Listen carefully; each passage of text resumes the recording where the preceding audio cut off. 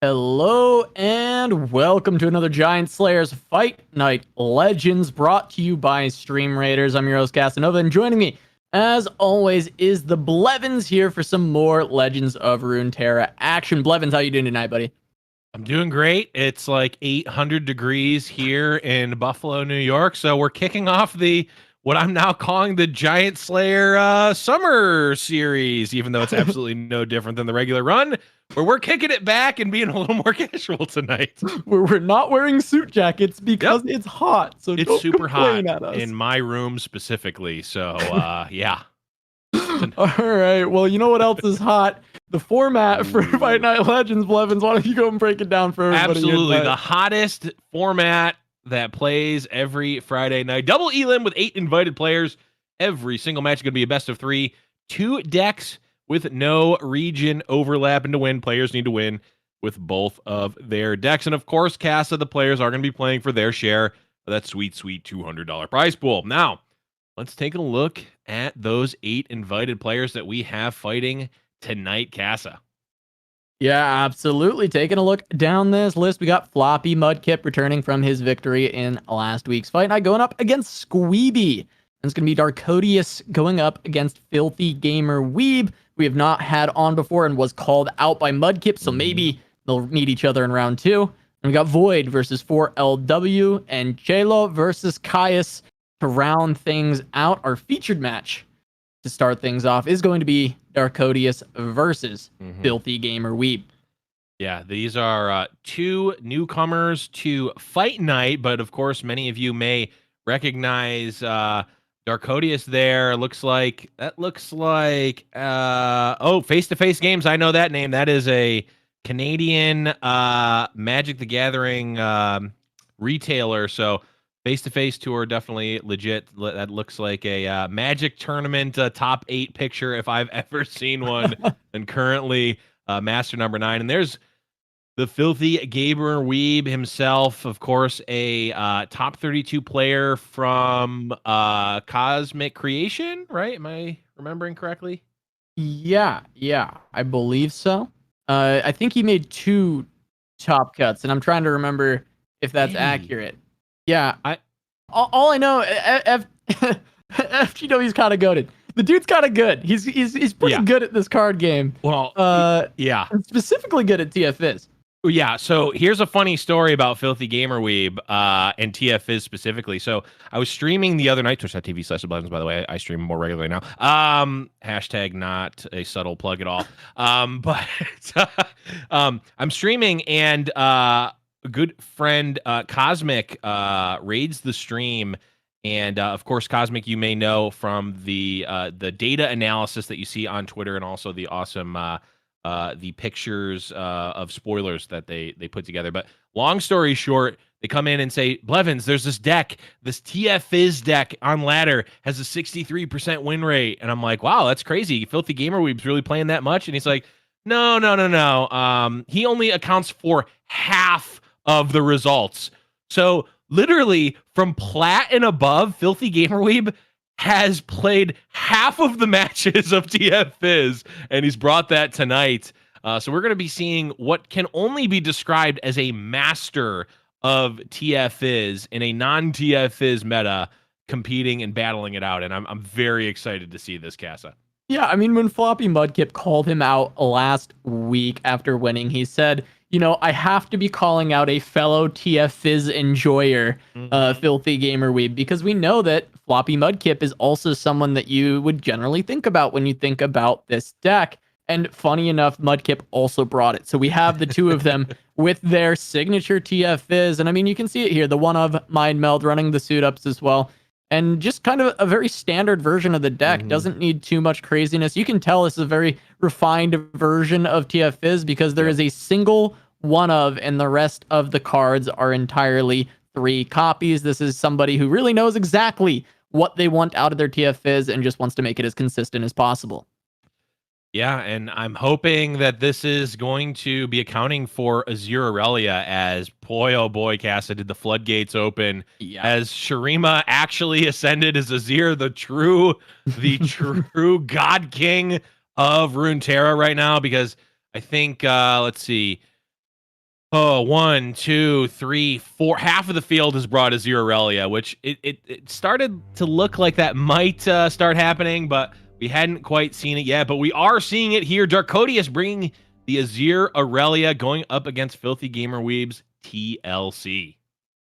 Yeah, I mean, we are going to get it straight away. You mentioned the Azir Aurelia being something that we were expecting to see a lot. And yes, we know that it was in the lineup as well. And it's going to be the first deck queued up for Darkodius. It's going to go in to the TLC, which a lot of the time we can see this Azir Aurelia deck just get off to the races far too quickly for TLC to deal with.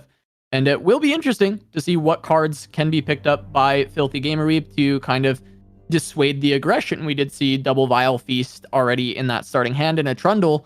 So that will be some level of protection early on, but this is Deus and Inspiring Marshal already in hand. So that's a lot of the scariest aspects of this deck and combo setup with the Deus on 2, and it's not even the attack token turn. So a very, very free Deus to be played. Even the Azir picked up. Yeah, this is looking like a pretty solid hand for the Azir Aurelia so far. Yeah, this is exactly what you want. Even because of the droplet, you've got that 1 bank spell mana, which is perfect for the Shapestone, which is now giving +3/+1. It's going to be able to stop potentially a Vile Feast. I don't think we're going to, see it happen here, but, that 1 point of health can really help. And of course, the 3 points of damage doesn't hurt either. And this is pretty much exactly what you're looking for on the side of Darkodius. Turn 2, playing your 3rd champion, which is Deus, and then turn 3 playing, champ slot 1 of Azir.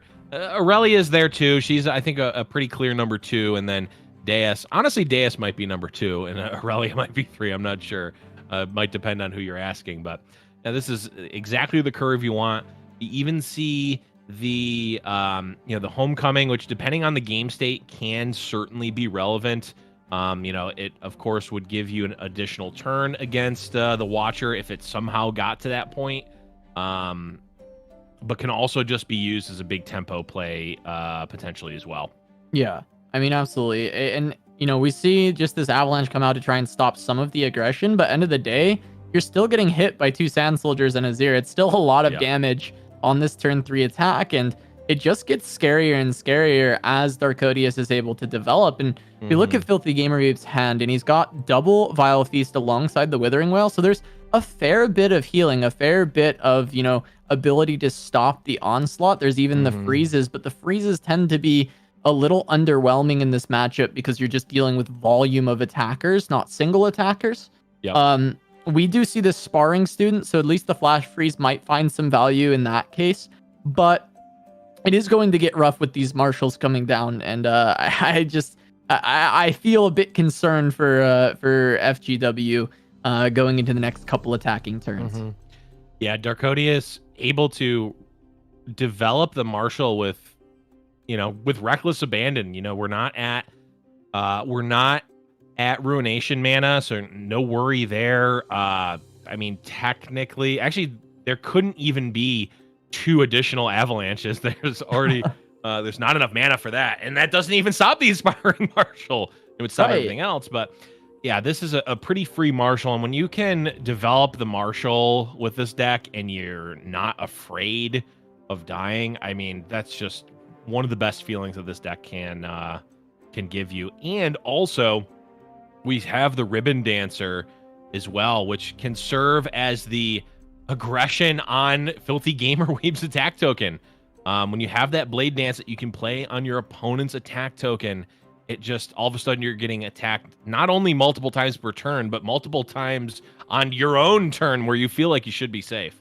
Yeah, it makes it so hard to put up an offense when you're constantly having to play defense, even on your own attack tokens. It's one of the reasons this deck has been so powerful. I mean, there's plenty of reasons why this deck is powerful. We don't necessarily even need to get into that. I think people have been, talking this deck to death over the past couple of weeks. It really is the main thing that everyone focuses on. But it is just important to note that it's so hard to not only just deal with it straight up on its own attacking turns, but dealing with it on your attacking turns, dealing with it on the multiple attack tokens that it's sending through. It's just kind of pressure that is so nonstop that unless you find a way to sneak past and find the kill, you end up just finding yourself slowly burning out or quickly burning out. I mean, that also can happen.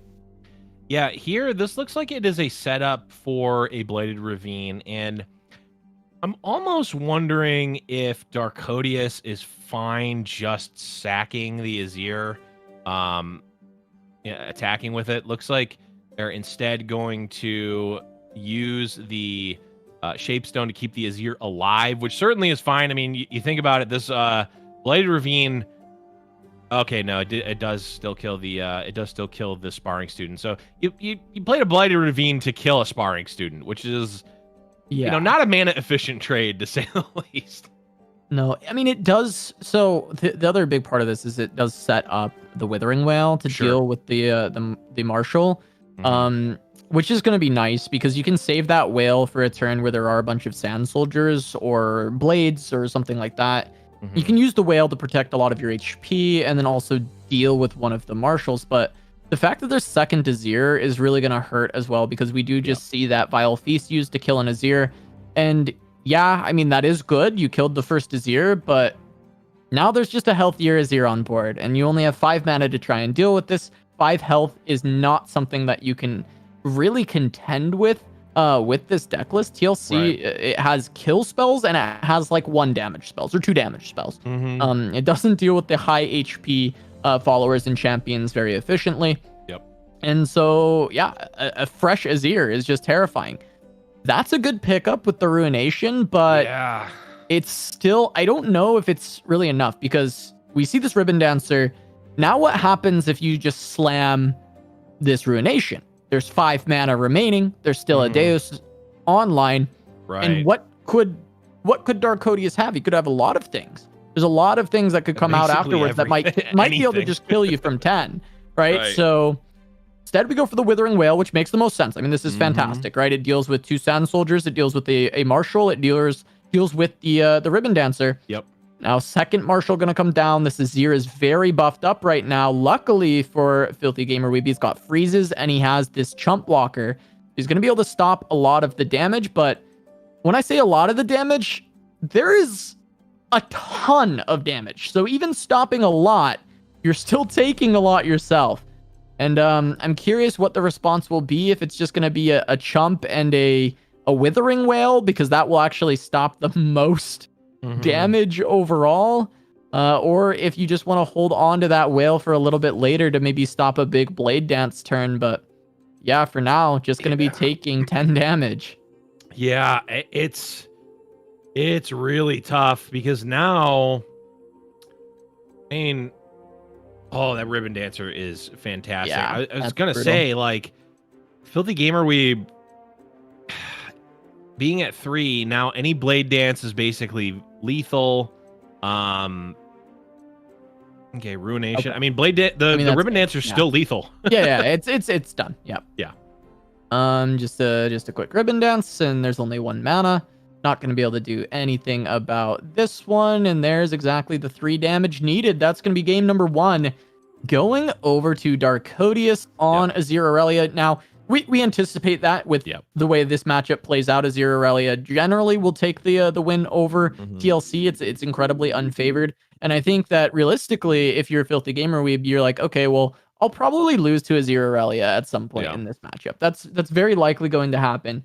And I need to be beating, instead, Foundry Teemo coming out of Darkodius. This is going to be the deck that Filthy Gamer Weeb wants to beat twice, and we'll see if he's able to do it. I think Foundry Teemo does tend to falter recently in Fight Night. We love to cast it. It's one of our favorites, but it feels like it's always like maybe winning round 1 and then losing and not really making it too far. It's a pretty hit or miss deck. So I wouldn't be shocked to see it get 2-0'd, but I do love watching it. I am always excited when it gets brought.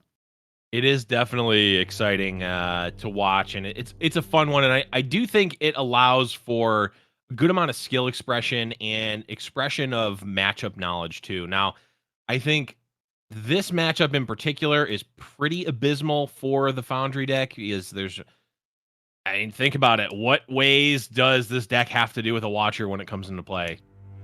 Not a ton. You can't Thermo Beam for 17. Yeah, 17 mana beam. Physically can't do it. So that's one thing that's already against it. And then you think about what ways can this deck win before turn 8 or 9, and you're still going, it's not really a ton of ways to do that. So you're kind of, I think in the same way that the last matchup was pretty heavily favored on the side of Darkodius, I think the opposite is true now for Gamer Weeb, which would leave the TF Fizz versus the versus this Teemo Ezreal Foundry deck.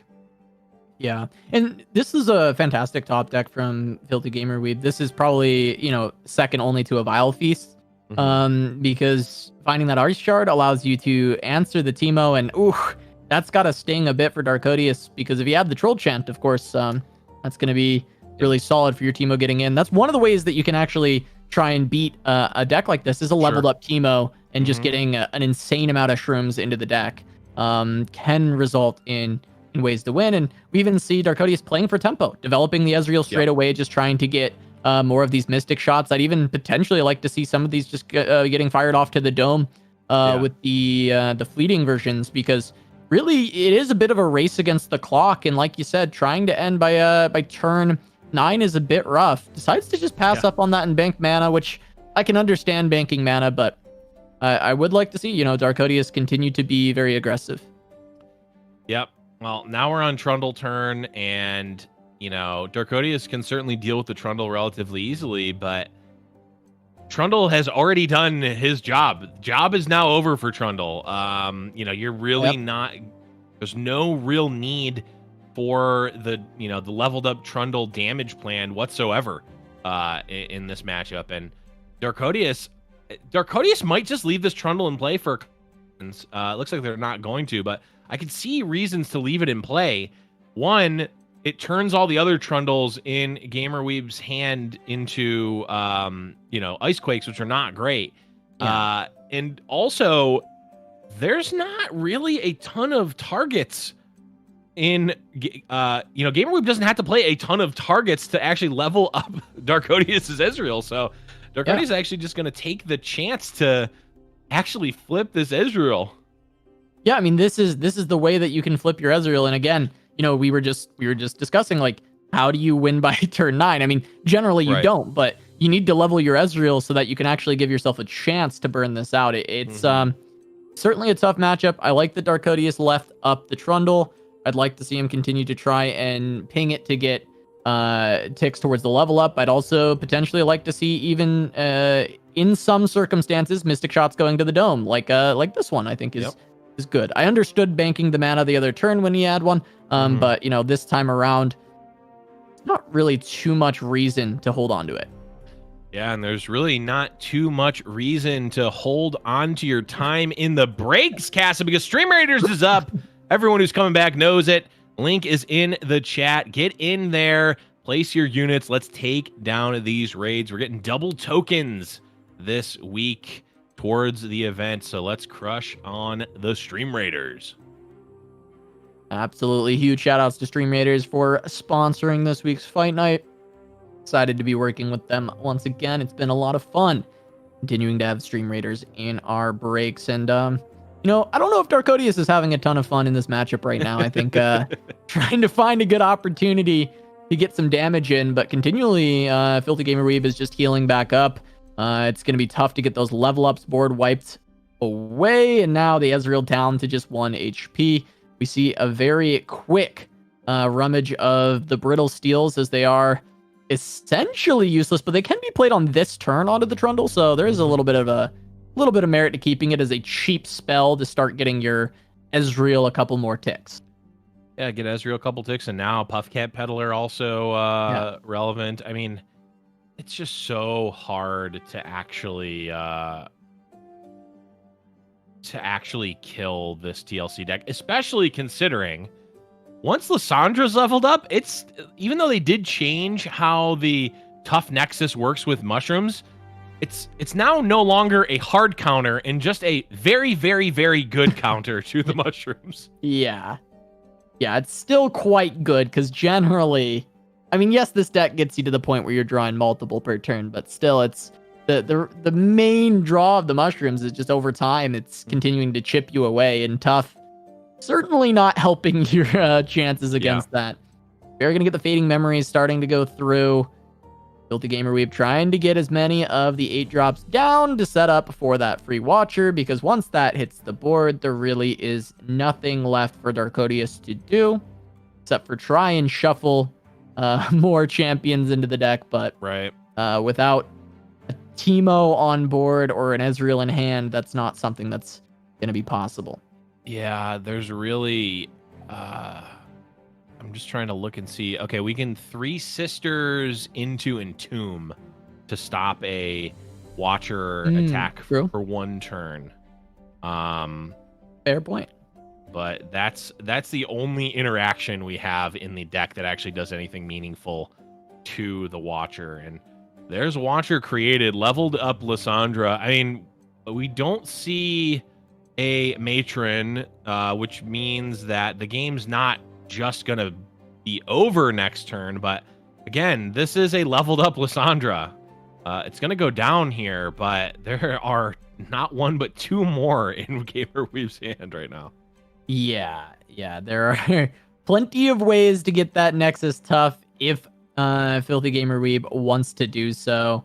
Gonna vial the Ezreal, just deal with that. And now Darkodius missing a bit of the win con by not having the Ezreal in hand anymore. That was a pretty important thing that Darkodius had, was trying to get that Ezreal online and continue to put pressure. But you know what? The Ezreal's not even very good if there's these Lissandras, and there are multiple Lissandras in hand. So really, I mean, what's Darkodius' win con at this point? He's only got 3 puff caps in the opponent's deck. Ezreal is completely useless into the Lissandra. Yeah. Not really finding it. I think I don't know where GamerWeeb is in the US, but a Spectrum or a Comcast maybe kicking out the internet and causing them to disconnect is probably the closest way that Darkodius could find a victory. But all jokes aside, I mean this one's just overcast. I mean, Darkodius can technically kill this other Lissandra. That's great. And if GamerWeeb never draws a Matron and also never draws well, I guess actually there's only the Matrons left because the Trundle's in play. Yeah. Darkodius is very specifically not killing the Trundle, so additional Trundles drawn aren't actually good. Though I mean the game's over, but from Darkodius' standpoint, there could still potentially be a little bit of an out, just given that they are not dead. They're not actually dead right now. And until a Spectral Matron shows up, there's still a game to be played, I guess. I don't know. Yeah, I mean, I suppose so, right? Like, I guess if the bottom 3 cards of Filthy Gamer Weeb's deck are the 3 Spectral Matrons, then maybe there's a world. But yeah, it doesn't seem very likely. That still even doesn't work because the thralls will hatch before then. That is true. So basically 7 turns to get the kill, provided that there are no Spectral Matrons drawn within that time. I guess that's what that is what we're working with, is like the Darkodius potential win line. Yeah, and also if Filthy Gamer Weeb just forgets to play the free ice shards every turn, and I mean, there would have to be a lot that happens, but yeah. Okay, well that is just a puff cap removed from the deck. Yeah, this matchup kind of sucks. It's awful. I know we knew that going in. I mean, I know we brought up that this was not a good matchup going in, but like, sometimes you haven't seen it for a little while. Sure. And you see it again, and you're like, yeah, this is bad. Well, like really bad. Yeah, I think there's kind of a difference, because I think we saw two favorable matchups in a row, one for each player. Yeah.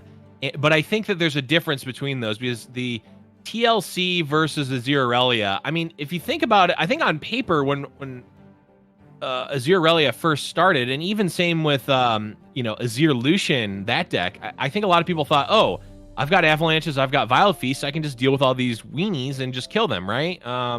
because I'm a control deck that runs board wipes, and they're a unit-based sort of deck, so who cares, right? Well, it's not really how it works, right? Deus is there. They've got refill. They actually only need to commit like 2 mana, 2 or 3 mana threats to put forth a very strong board. And even if you wipe the board, there's just so much refill for so cheap. So it ends up being fine for, the Azir-based decks. This one, it's like, yeah, once you see this board state, you never forget. It's just like, oh, right. There's just no win con here at all. Well, we could just see Darkodius play Foundry and help Filthy Gamer Weeb find his matron a little bit faster. Board's kind of too full for matron anyway right now, but yeah. Spirit Journey on Trundle works, right? Because this will just give a pillar. I mean, this has been available for a while, and I think Filthy Gamer Weeb is just kind of sick of the game at this point. Because this is over. This play has been available for a number of turns now. Yeah. Well, now it's now the game is over on this turn, which is cool. Yeah, that's true. I guess 13. Yeah. This turn is the first time that he's had enough mana to just do the whole thing. So that's fair.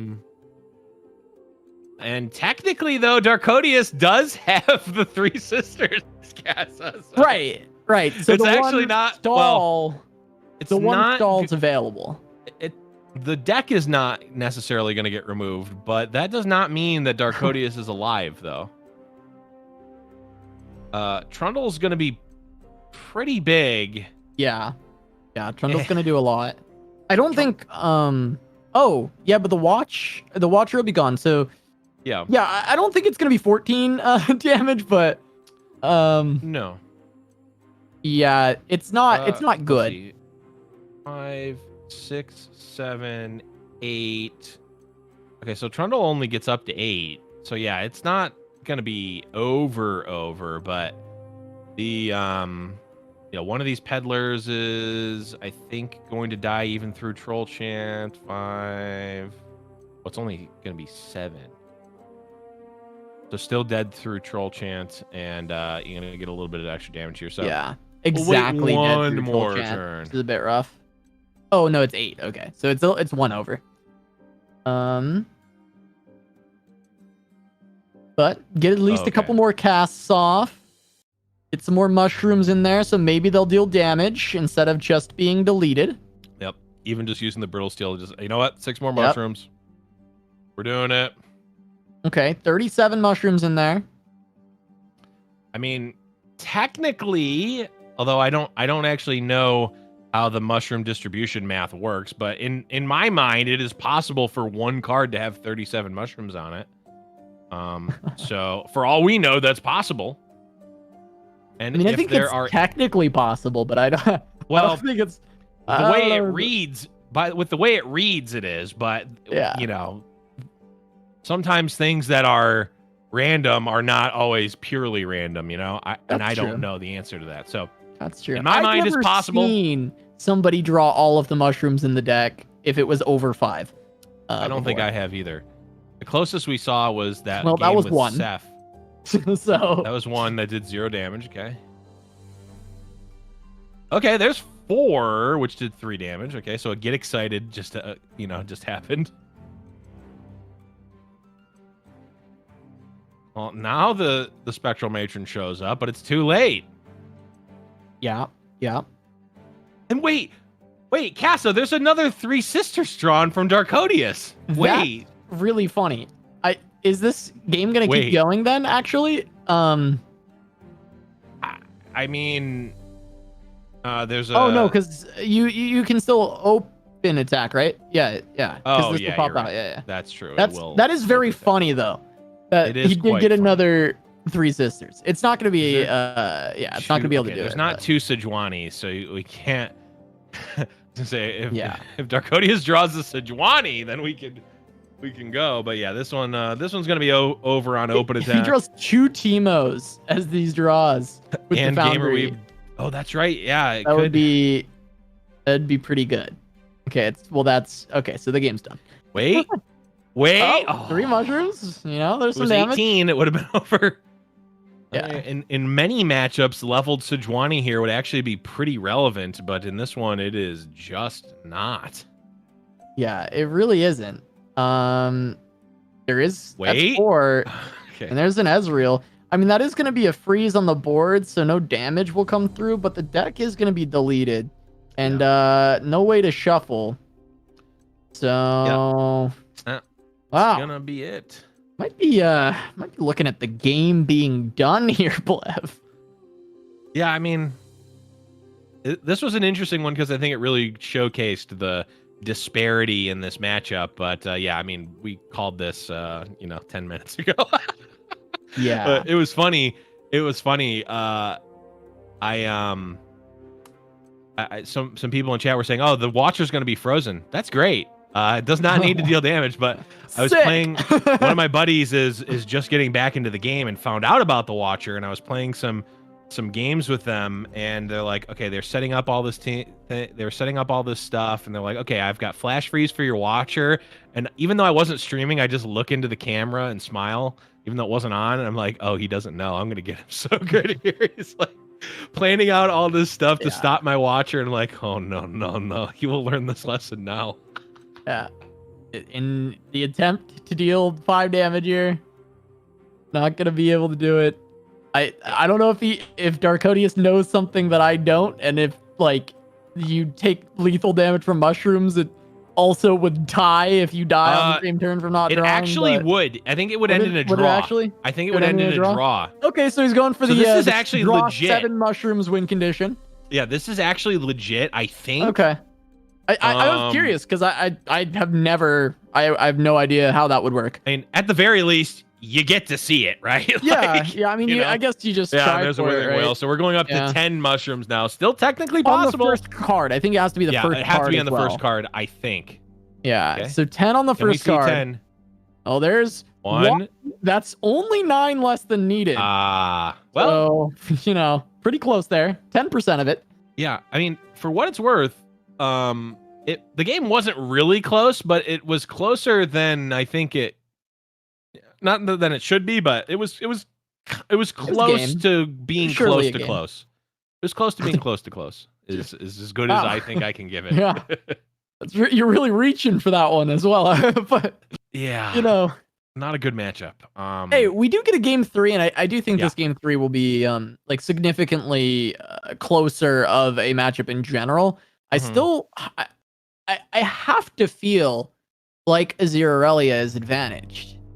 Oh, wait, sorry. Maybe, my brain is broken. It's TF Fizz. Right, yeah. My brain is broken. TF Fizz. Yes. Well, this is like a lot of this hinges on Sejuani, right?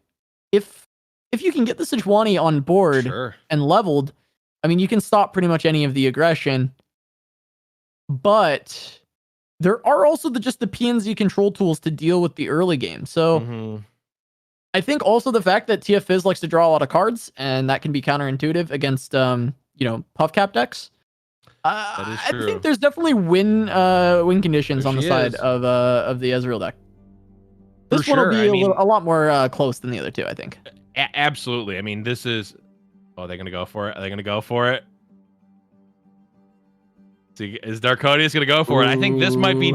This will determine the entire game. You can see that smile on Darkodius' face.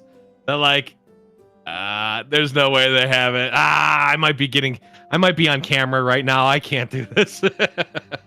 How many times have you been blown out by thermoing Fizz on 1 and getting Poro Cannon? Out of curiosity. How many times have I gotten blown out by it, or how many times have I blown out my ladder opponents with it? Because I'm the one playing TF Fizz. Both sides. No, I'm heavily favored in terms of the blowing my opponents out. Yeah. Although I will say, too many times I have gotten blown out because my opponent didn't respect a Poro Cannon that I didn't have.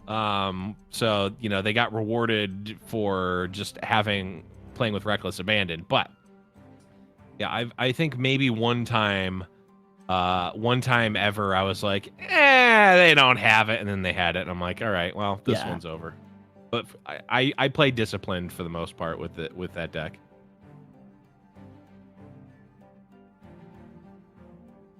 All right, got Darkodius getting some chip damage in. We saw the iterative improvement on to the Peddler.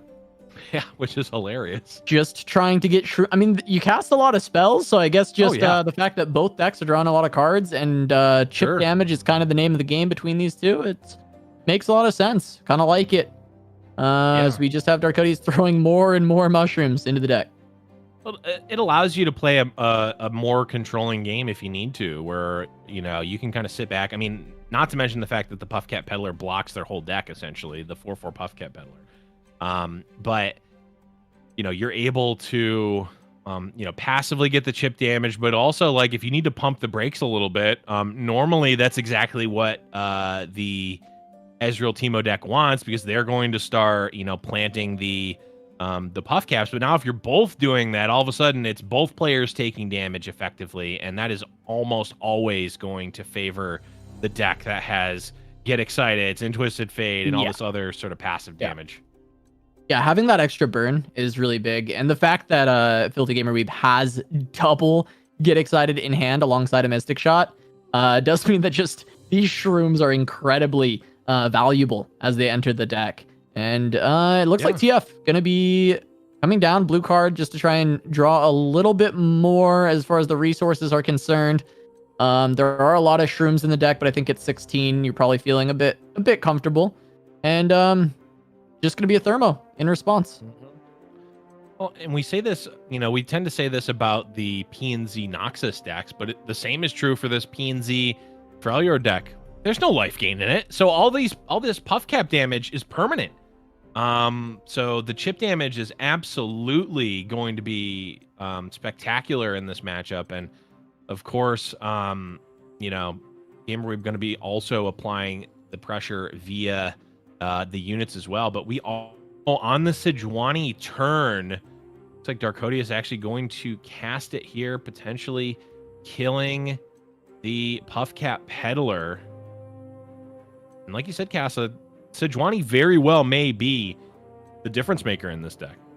Yeah, I mean, I think if Darkodius can level Sejuani, it's massive in this deck, right? It gives you really good, consistent answers to the wide boards that TF Fizz wants to put out.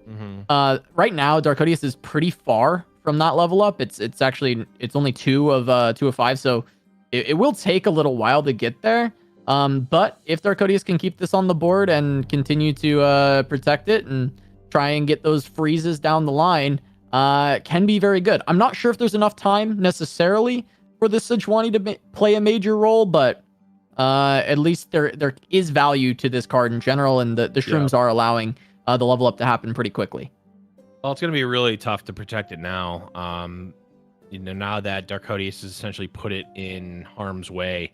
It makes sense. They wanted to obviously get the proc last turn, but, you know, you have one troll chant, which means Get Excited is going to be enough. And, you know, Mystic Shot is going to at least threaten it. And actually now Mystic Shot will work. So very likely this Sejuani is going to go down. And I think all of a sudden the sort of difference maker is just going to be gone now, Casa. Yeah, and then it's gonna start coming down to the chip damage and the burn damage, and the rest of the pressure. It's just the PNZ Freljord deck now needs to burn out the PNZ Bilgewater deck faster, which can be a bit rough. We do have the Ezreal in hand, and additionally more ways to create shrooms and more ways to create draws. But it is just gonna be a Get Excited to go wider on the board. And potentially just looking for as much damage as possible. Yeah, I mean, it's a small thing, and it kind of makes up for it in the fact that we generated Jury Rig off of the Burblefish. But, you know, using a Get Excited to kill that Sejuani there to play around the one of Elixir of Iron is... It's not risky. It's the opposite of risky, but it feels like it might be needlessly risky. And I doubt it's going to matter, but it's little things like that. I mean, you have to... I don't know if there's necessarily a right or wrong play there. I mean, maybe if you crunch the numbers and really looked at it, you could, you know, find margins where it's fine to Mystic Shot there and then kill it with Get Excited next turn.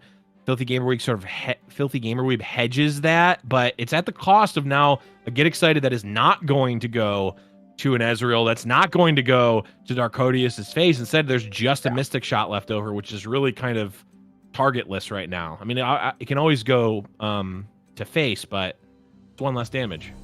Yeah, but the really crazy thing on this draw from Filthy Gamer Weeb is double suit up coming out on this turn, so both of them being able to be played incredibly cheap. And actually, this second one could be used to save the Ballistic Bot if this Thermo Beam is cast. And I wouldn't be surprised to see that be the case. I feel like getting an Ignition as well to activate your Fizz and also just pressure more damage when we've continued to harp on the fact that just trying to get that chip damage in and find this last 13 or this last 12 points of damage, like that is entirely, I know that's like, oh, well, duh, that's the goal of Legends of Runeterra is to take them to 0. But that, I mean, it just more so than most matches, this match right now between these two players isn't necessarily about board domination. It isn't necessarily about creating a combo. It's about just chipping down my enemy until they don't have any health left.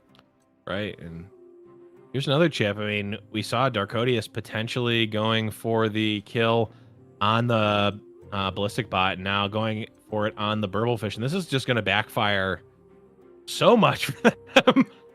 I mean, technically, there's a decent amount of damage in the hand of Darkodius, just considering 3. That hits for 3.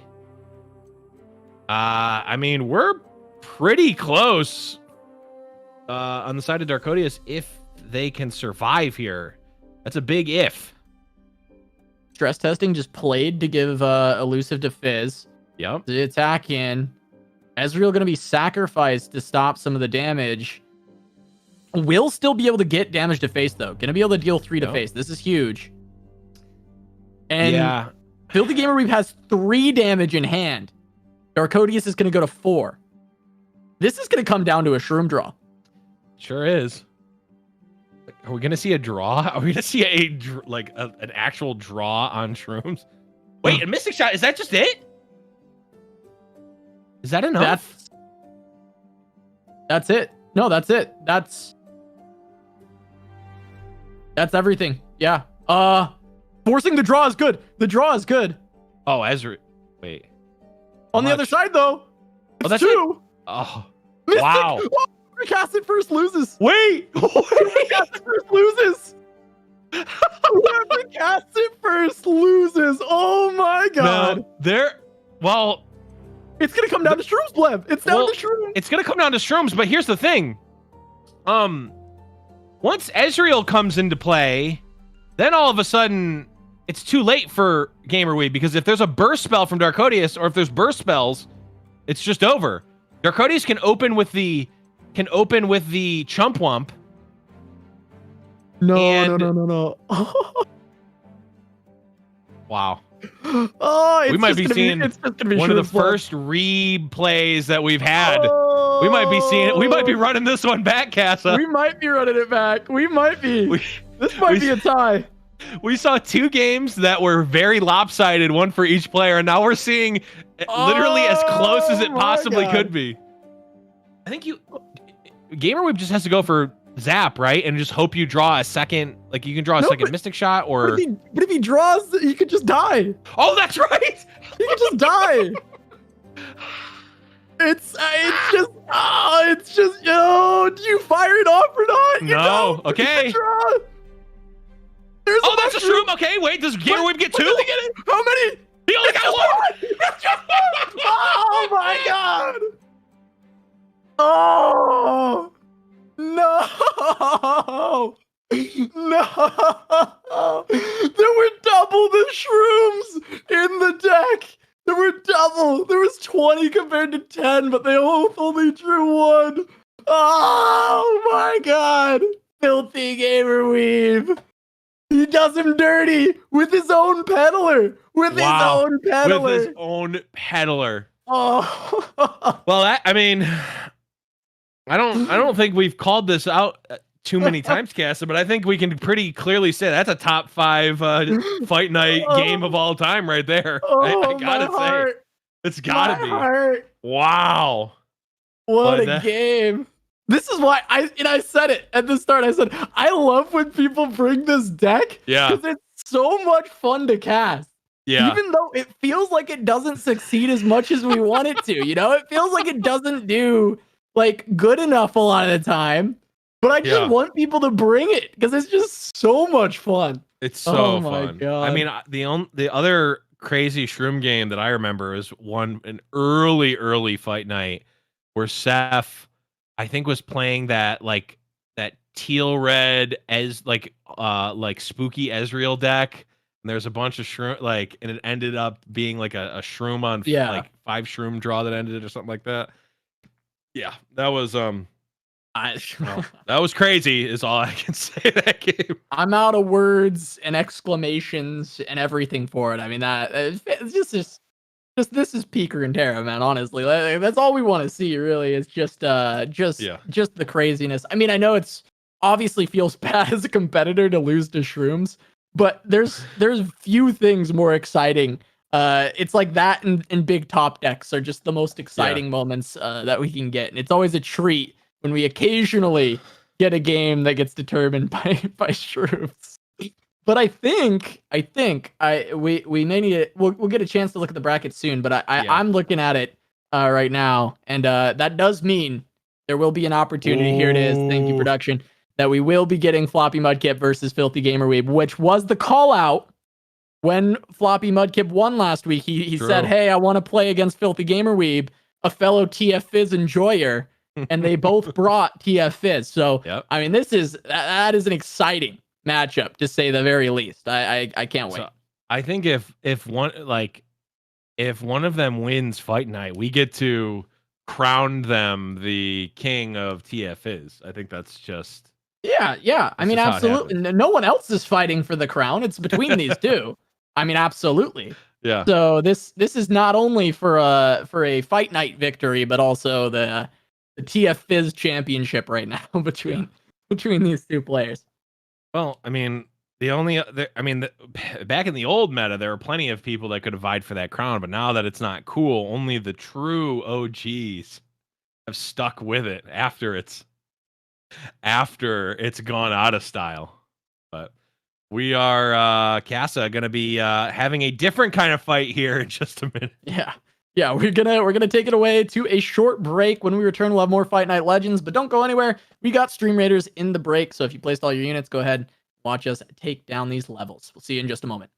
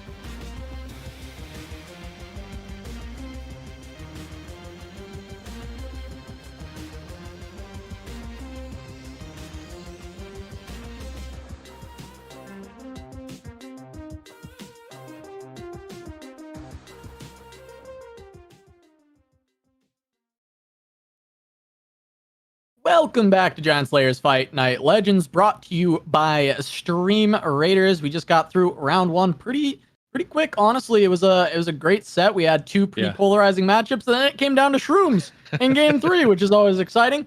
But moving on through, we're gonna be having FloppyMudkip versus Filthy Gamer Weeb. This was the call out from last week. FloppyMudkip won. He said, I want to play against Filthy Gamer Weeb, and specifically, he wanted to play against another TF Fizz enjoyer. Both of them have brought TF Fizz, saying, hey, this deck is still alive and well and still very strong in the meta.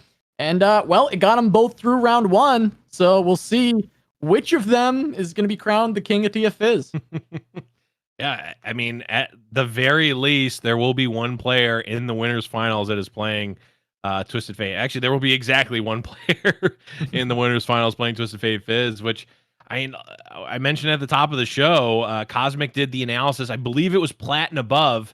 TF Fizz has a 63% win rate or something crazy, which, again, to be fair, Filthy Gamer Weeb was literally half of the data on that, so take it for what it's worth. But even so, you know, they are I think, top 10 on ladder right now.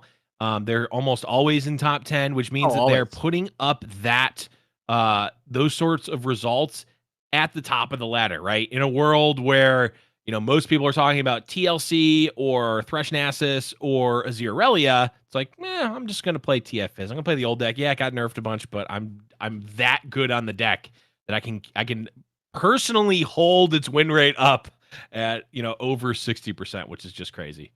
Yeah, I mean, it's absurd. And we talked about one of the big narratives going into the seasonal tournament was FloppyMudkip carrying this deck and taking it all the way to the top 4. Right. So, like, this is two players who have continued to push the limits of Twisted Fate Fizz post-nerf. FloppyMudkip took it to top 4 of a seasonal post-nerf.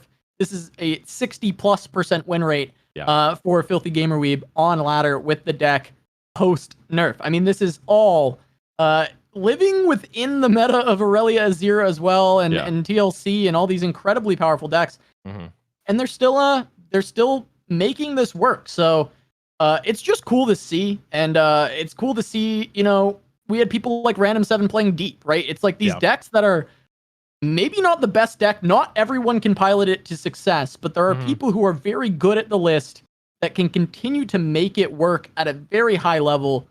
And I think that's always just something that's really fun to watch because it breaks up the monotony of the meta, but also just shows how much skill expression there actually really is in Legends of Runeterra. Oh, there's another deck that actually FloppyMudkip brought here, the LeBlanc Ashe Frostbite sort of mid-range deck that a lot of people, you know, during or after the Mastering Runeterra tournament were really calling out that it was a pretty good call into the meta right now. You know, you're able to... You know, you've got Frostbites for sort of the atrocity plays on Nasus. You can stop a Nasus for multiple turns with Frostbite. You've got sort of big bodies to not necessarily get crushed by a Thresh or the early onslaught of a Thresh Nasus deck. And also, you know, you've got the big plays. You've got Reckoning. You've got Shunpo to really have these big plays that can potentially swing you against an Azir Relia. And not to mention just Avros and Trapper gives you 8 health to block Blades or Sand Soldiers with on its own. It really seems like it's positioned pretty well against some of the top decks, but that doesn't always necessarily work out because this deck is, though it's relatively straightforward in what it's doing, it is not the easiest deck in the world to play because you have to line things up. You have to sequence your draws correctly. You need to know what to value, what not to value. When you need these, can you set up a lethal attack in 3 turns type of thing? And you know, we see players like FloppyMudkip doing really well with it, though. Yeah, absolutely. I mean, this deck, you know, it always brings us back to Winding God as kind of the big player that comes to mind with constantly bringing mid-range Ashe over and over again, even when people didn't think it was good, and just winning tournaments. And it always has shown to be a deck that better players are better on this deck. It is just a very difficult deck to pilot. People didn't give it a lot of credit before. They're like, it's just a mid-range deck with some freezes and stuff. But no, it very much was a deck that was very difficult to play. It still is. I like the, you know, Culling Strikes are going to be great against Azirs of the world, and the Reckoning going to be able to wipe, entire boards of the Azir Aurelia deck. But we are going to get the thing we've all been waiting for. We've all been excited about. Twisted Fate Fizz Mirror between FloppyMudkip and Filthy Gamer Weeb. This is like if there was a salty suite, if we were Smash and there was a salty suite, this is the kind of matchup that we would be playing in a salty suite. Like, this is like, people would be money matching and trying to get Filthy Gamer Weeb versus FloppyMudkip on these decks. This is the two pillars of TF Fizz going up against each other. So far, FloppyMudkip's the one with the Fizz. Yeah. Well, I think that means that whoever wins this is going to have to Thug Finals versus Hugs to see who the real king TF is. I'm sure he would do it. Come through with the Thug Finals. I'll put up Hugs's entry fee into Thug Finals. I'll put it up for him. Yeah, for sure. Oh yeah, but I know for a fact Hugs is going to be listening back to this VOD tomorrow, so we'll see if we get a response on Twitter. Yeah, I'm sure. Like, where's the Thug Finals at? Yeah, we do get the start. Both players having ballistic bots, because that is iterative from Filthy Gamer. We have to get his own ballistic bot. Going to be really solid for setting up the draws. And now there was a Fizz on Mudkip's side, but a Twisted Fate on FGW's side. That's going to be helping him out quite a bit in trying to restabilize and get back into the game. But of course, FloppyMudkip does have answers on deck, right? We've got the Get Excited. We've got the Mystic Shot. So it would be a bit difficult to get this TF down. I'm curious if we even see TF held for a turn that it can be played with suit up. I was just going to say that I think that's what we're going to see. Harkening back to the last season when I was actually playing this deck a lot, and I was going off of the guide that Monte Cristo wrote for this matchup. One of the key things in this deck, at least at the time, was Ballistic Bot. Like, was arguably the most important part of the matchup, and I don't think that that's changed here. The only thing that's really changed about this matchup is, of course, how easy it is to level up Twisted Fate, and therefore how much you needed to focus on answers to Twisted Fate. And I think the matchup is certainly less about revolving less around Twisted Fate because it's going to be easier to answer. You're going to have a little bit more time. It's not just, you've got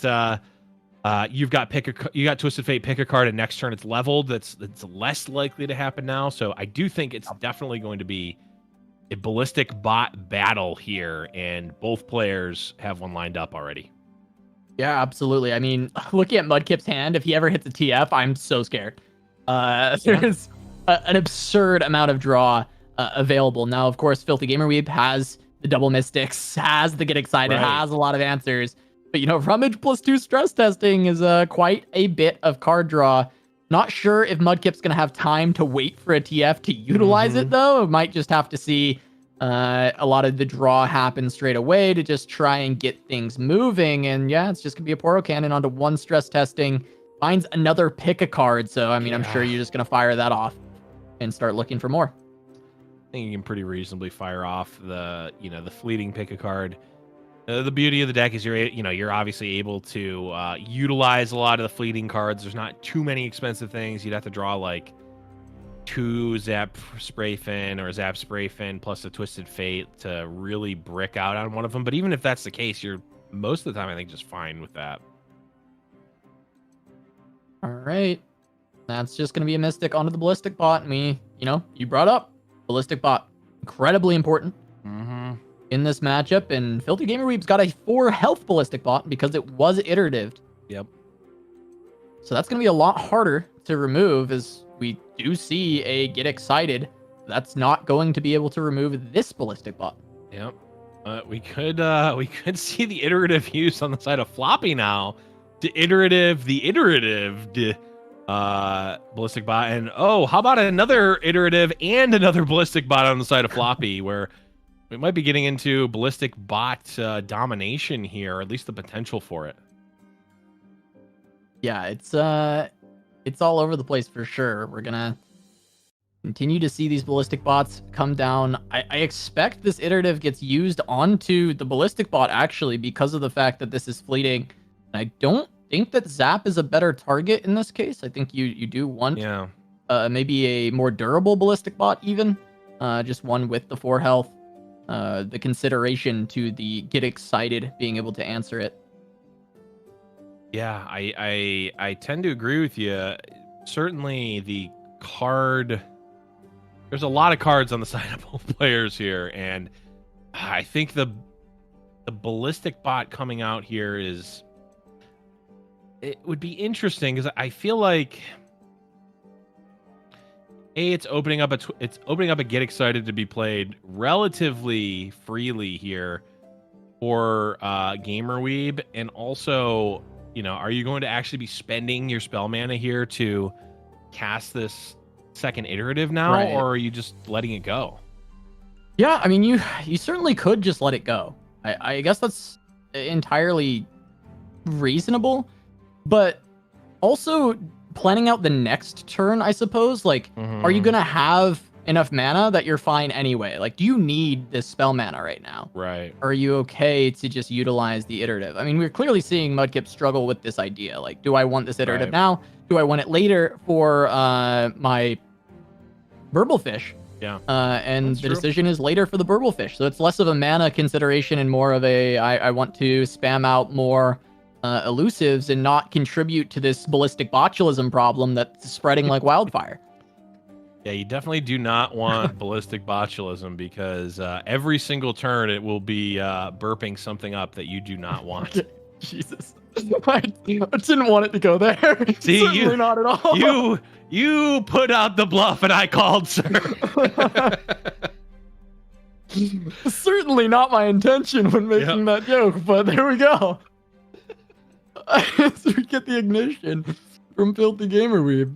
Can I continue to send out that spittle towards FloppyMudkip, I guess. Yeah, the igniting the I'm done with it. I really don't want it. We've been done. We are more than done. More than done. Mudkip finally does draw the Twisted Fate, but it was because of that draw that Mudkip had in hand before that we actually see the Twisted Fate now, and now there's really just the single Rummage left. Yeah. As well as potentially a blue card from Twisted Fate, but able to suit up, which is nice. Can play both suit ups with the blue card. So, I mean, this is solid, right? You just suit up the TF in response to the first piece of removal. If they don't double stack the removal, you can actually suit up again to stop the second cast. So, yeah, I have to. Okay. Oh, wow. Mudkip not even going down that line, which makes sense. Yeah, which makes sense because Mudkip is technically up a bit on cards right now. Right. But they're at a mana disadvantage, and I think in general you're just going to lose that. You're just unfavored to win the exchange when Mudkip is basically, you know, tied into playing the suit up, and if there's a second Mystic Shot, it's just over, and you've now wasted another card and 2 mana. And now, and maybe you're gonna be able to get a little bit more value off of these suit ups, in taking blocks here rather than getting blown out by that second Mystic Shot. Yeah, I mean, it's definitely gonna get value, right? The suit ups are going to be good regardless in this spot. I think there's a consideration to the fact that 2 suit ups have been played on just making more board integrity for Filthy Gamer Weeb, and maybe you need to use your own to answer that problem that is happening right now. Looks like just wanting to use the fleeting cards, though, so it will be 1 suit up and then fleeting Mystic onto the ballistic bot. Completely reasonable. Save a suit up. It will be a more expensive costed one down the line, but we'll be able to use it. We just see the pass, though. That will be a Mystic Shot lost, just to continue to bank spell mana. Yeah, we've seen this. We've seen this a lot from Mudkip. Really understanding the value of the pass and the open pass. Right, we talked with them in the winners interview last week. You know, that play where they were playing against TLC, where it's like, yeah, I just need to open pass, even though it's against TLC. They actually need to make the first move, and if they do, then I can punish them. Right. Here, I like the pass. If you know, obviously you're losing a Mystic Shot, but again, Mudkip's disadvantage is not cards, it's mana, and the gap has now just been, you know, shortened by quite a bit, being only 1 spell mana behind Gamer Weeb, and now you know, roughly the same on cards. Probably, you know, there's a Burblefish card and 2 Ignition, so actually probably a little bit ahead on cards just in general. Yeah. Overall ahead. That's going to be an iterative onto a Zap, so actually very much valuing the fact that they are behind on cards. And Mudkip realizing that they want to just iterative Burblefish to try and get just the cheapest, widest board. Yep. Ooh, we could even see a play that I love to make, but it's probably not super great, which is counterfeit copying a Burblefish. Yeah, counterfeit on Burble, or yeah, I don't know if I'm wondering the TF value in this, if there's ever like a counterfeit onto Rummage play, but I think with no TF in hand, it's probably unlikely. Yeah, I think Mudkip is just going to be looking for, really just going to be looking for a Mind Meld at some point. Yeah, I mean, the board is so wide right now. A lot of control. Would be a very, very good card to pick up. I haven't been able to find it so far, though. And it is Mudkip's on 1 copy as well, correct? So. Yeah, Mudkip. 1 copy. Yep. Oh, wow. Their decks are card for card. Makes sense. Hey, play the true mirror. Yeah. That is cool to see. It wasn't something I had picked up on initially, but they are card for card, the exact same deck. This is the truest mirror match there ever has been. Yeah, and I think, you know, we're at the point now where at the beginning there was the opportunity for, you know, more of a draw diff, but I think now we've kind of evened it out. Both players have had a lot of back and forth and have made decisions that have, you know, recouped any sort of differences here. Now, again, GamerWeeb has been ahead on the Ignition and the Ballistic Bot plan for most of the game, but in terms of the draws from both players, I would say relatively similar. Yeah, they've both drawn, I think, a single Twisted Fate that's been dealt with. And now we're really into the thralls of this game, but how wide can Mudkip reasonably go on this next turn? It could go 3 Poros. True. That's solid. Kind of gets you there with the Mind Meld, because it doesn't matter the size of the unit that you put out. Will just be growing with the Mind Meld, and the removal from this TFS deck, he knows, can remove anything that he puts down. There's no cards in his deck that are tanky enough that they're surviving anyway. So removal in response to the Mind Meld is always going to be as effective as it's going to be, but we've seen quite a few Mystic Shots already played. Mm-hmm.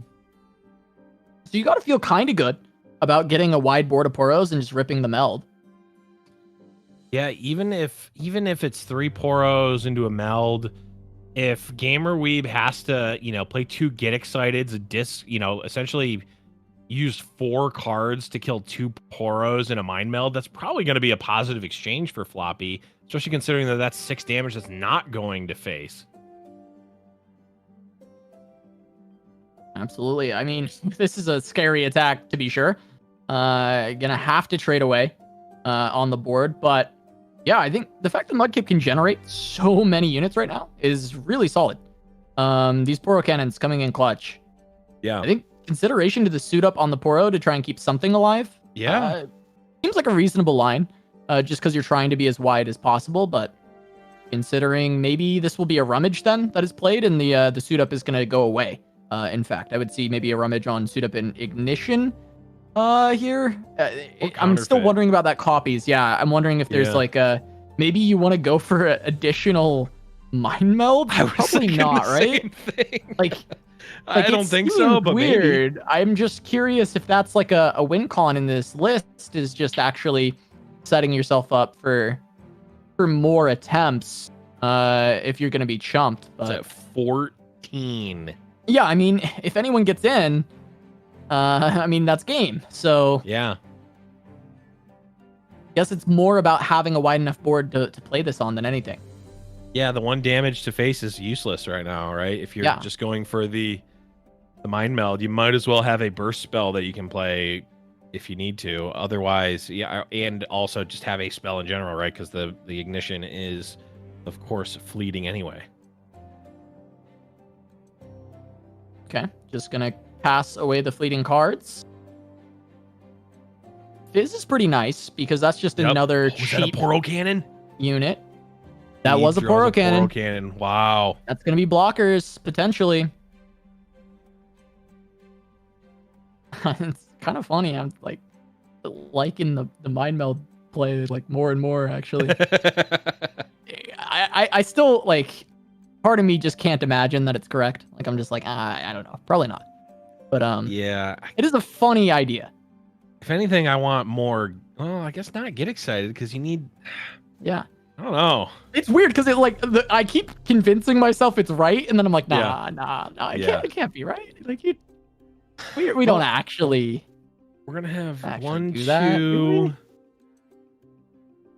Gonna have 1, 2 blockers, and then get excited. Oh no, we could have 3 blockers with the Burblefish as well. So yeah, this is not gonna be lethal, I don't think, on the side of Mudkip here. No, there's also the get excited, like you mentioned, right? Like these get exciteds do exist. Now, granted, I think that forcing out those get exciteds is kind of winning for Mudkip overall. But it does. I mean, like, are we trying to meld again? Because any mind meld coming through is gonna be a win. We're gonna swap perspective real quick. It looks like a little bit of stream lag there for FloppyMudkip. It's exciting to see if he casts that counterfeit copies though prior to. I don't know. I can still play it after. Yeah, I'm just wondering. Wait, if we go 1, 2, 3, 4, 5, you can have 1, 2, 3, 4, and then okay, yeah. Okay, he didn't do enough. He didn't do it. He didn't do it. Yeah. I just more and more wanted him to do it. I really don't know. It's so close because it's really it's one off. Another get excited. Wow.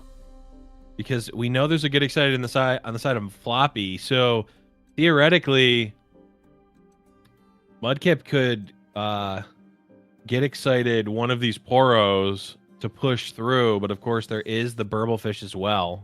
Right. And it's gonna get pre-committed, so. Yeah, I wonder if there's ever merit to not playing the Burblefish there, if only to like, hey, you know what? If they have a Mystic Shot or Get Excited, they might cast it there on a Poro, and if they're throwing away their Get Excited or Mystic Shot just to kill my 1/1 blocker, I basically like am punishing them by having another blocker, right? Yeah.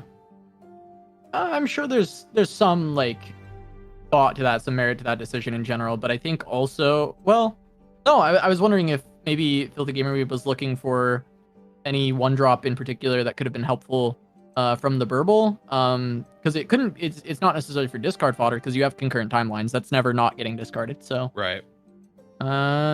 Interesting. This is a fleeting get excited. So it's gonna be wanted. He's gonna want to play it. Right. Probably just gonna go to the dome. I mean, it's definitely not going to go into the health that is going to be... The 14 health on the other side, yeah. So it's either getting discarded, going to opponent's dome, or killing one of your own units, or targeting yourself, which I don't think is where we want to be. That could be fun. Just saying, you know what? I'm the true king. I'm putting myself at a disadvantage here. But notably, Casa, that is 3 of 3 Get Exciteds gone from Filthy Gamer Weeb. All 3 cast in one turn. So we are, I mean, Ballistic Bot still chipping away. Ignition still being generated every turn. This attack, you know, begging for a block. Yeah, maybe setting up a suit up. It's gonna suit up the Fizz. Ooh, could trade with the Fizz. Yeah, just might as well wipe the board. Yep. Which is interesting because now, I mean, this is end of the line kind of for Gamer Weeb, and there's still 9 more points that need to go through. And yes, Fizz is great. but Fizz on his own is not super scary, and Yeah. stress There's testing not either. Weeb just says I don't even need the damage. There's just been more draws from Mudkip, right? Like it's just he's down. I think he's on 12 cards compared to 18. There's been 6 more cards drawn that Mudkip's been able to play with, and he still has more cards in hand than Filthy Gamer Weeb. Now, granted, right, this is a good pickup with the Zap. Potentially can find additional draws that way and try and catch up, because we're getting down towards more of a top deck war because of the fact that the meld is gone from Mudkip, right? We know one of those cards is counterfeit copies. Potentially that can shuffle something good in, but it's just going to be a pass for now for Mudkip, trying to get to see what Filthy Gamer Weeb does first. But decking out is slowly becoming a real possibility, right? There's 11 cards left. Yeah. We know there's rummages in hand. That's what's good about the counterfeit copies, I suppose, right? Is we're starting to get closer to decking out, and you can counterfeit, get a couple more cards into the deck. This matchup is feeling like the movie. It's feeling kind of like the movie Hot Fuzz, and let me explain that. Where it starts out as like kind of an innocuous movie, and then it like starts to get into another part, and then it like takes a hard right, and it goes into like, oh, there's this whole conspiracy thing, and like, and then it ramps up again. I feel like now we're in the like, we've ascended to the next level of this game, and it's like, this could have been like this state of game could have been on turn like 4 or 5 right now, right? But it's like we've seen so much game played already that the game sort of like reset, and now we're back at the beginning of the movie somehow. Yeah, it's back to it's back to just neutral game. Right. They're just playing neutral, and then like this really is Smash, isn't it? It really is Smash, isn't it? We're in a salty sweet right now. They're just playing neutral. They have the big pop off moment where Mudkip went for a big combo, and actually just great DI from Filthy Gamer Weeb to survive. Wow, this is aggressive. Going for the gold card. Was that counterfeit copies on Twisted Fate? Can you choose the champion? I think so, because it just says card, right? No, it doesn't say follower. Can you? Is it just card? I mean, it doesn't say follower unless it says follower or spell, no, you're right. Which is a weird template. You're right. Yeah. Wow, that's very good. That's actually very good. I think so little about counterfeit copies. You so rarely see it, but that's massive, right? Like that seems very winning to have 7 PFs. Yeah, we're getting in chat Drizoth another, well, I mean, not a current TF Fizz master, because you got to really commit if you want to be on the list, but at least in the old meta, one of the TF Fizz masters for sure, saying 7 PFs cracks the mirror. And they can say that they still play TF. I don't know what they're saying in chat right now. I'm not looking, but if it's not their current deck on the ladder, then how am I supposed to know? And they've never played it. And they've never played it. Yeah, they've never actually played it. Really, that's all I'm saying.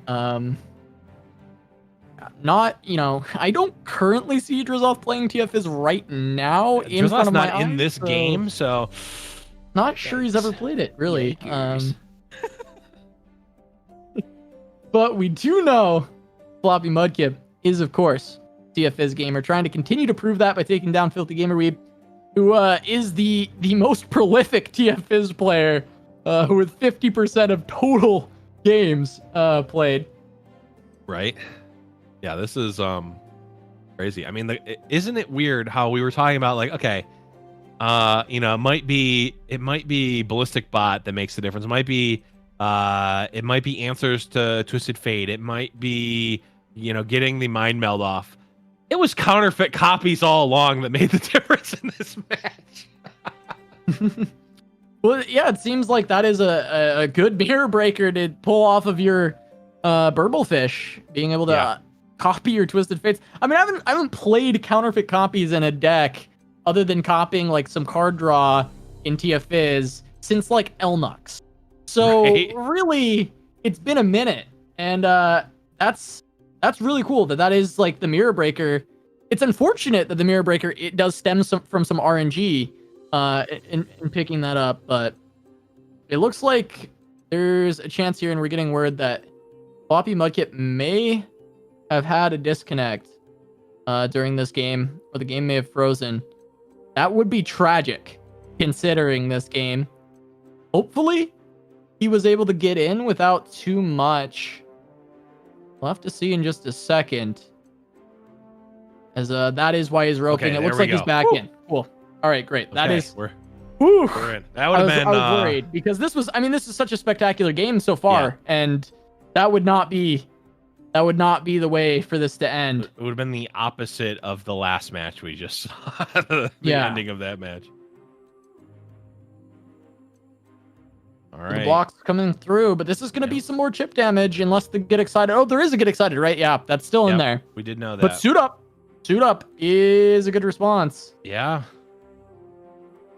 It's just, is GamerWeeb willing to put their money on no Mystic Shot? Yeah, one card. I have not been keeping track of how many Mystics we've seen from both sides. I think we saw 2 from Filthy Gamer Weeb, but I couldn't be 100% confident on that. We are going to see another pick a card coming out, but the fact that all those Twisted Fates have been shuffled, and now FloppyMudkip is no longer closer to decking out than Filthy Gamer Weeb is, certainly helps out a lot. Mudkip more ballistic says pass.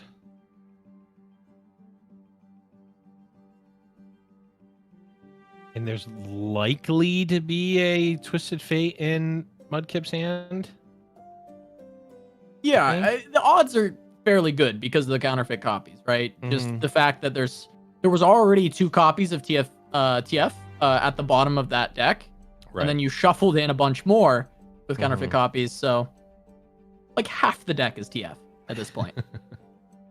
Yeah, there's 12. Yeah, there's actually, literally could be half of the deck right now. 6 of 12 could be Twisted Fate.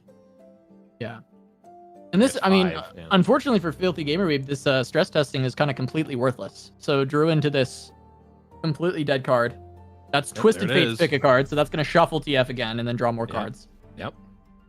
Yeah, I mean, at this point, it should be favored, but he's very low. The open attack's actually quite scary. Mudkip had to hit some good cards here. Yeah.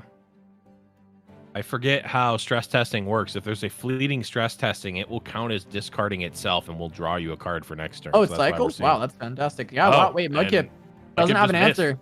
I thought it was going to be favored for Mudkip, but the extra chip damage that Filthy Gamer Weeb was able to get in on that last turn, bringing him down to 4 HP.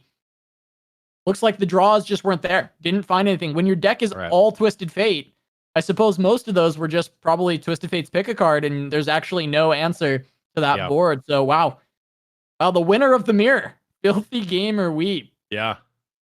I mean, you don't play as many matches of TF without having played the mirror a few times, right? But yeah, I do think that the draws were relatively similar in power level at the very least. They weren't obviously card for card, but I think it was just maybe some stylistic choices. I mean, you look at that. I mean, there's enough minor variance within the draws and enough just like different decisions that can be made that really can drive the game plans of the 2 decks in different directions. And Gamer Weeb ended up on top there. Yeah, I mean, it was an incredibly close match. It came down to a lot of top decks towards the end of the game because they both played so well in the early and mid game, right? A lot of times that can happen in high skill mirrors where both players are pretty evenly matched and neither gets a massive draw lead, is it just ends up going very, very long and eventually does come down to a bit of RNG actually as far as top decks because they both just played it so well that there wasn't enough of an advantage to be gained in it. It felt like that was somewhat of what we ended up with towards the end of that game. But, now we're going to get TLC versus Ash LeBlanc. Yeah, and we're also going to get our stream and chat versus those filthy orcs and orc dromeda. Stream Raiders has started. Get in there. Hit the link in chat to join Stream Raiders, and let's get some units in there and take down this next level.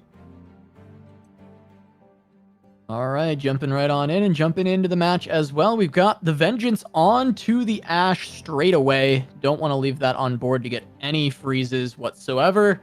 Would be setting up, the free pickoffs for the Glory Seeker and extra damage. Feels like a reasonable trade. If you're Filthy Gamer, we've got an extra Vengeance as well, ready to go for another big threat. But Hearthguard on 5. This is a good curve from FloppyMudkip so far. Mm-hmm.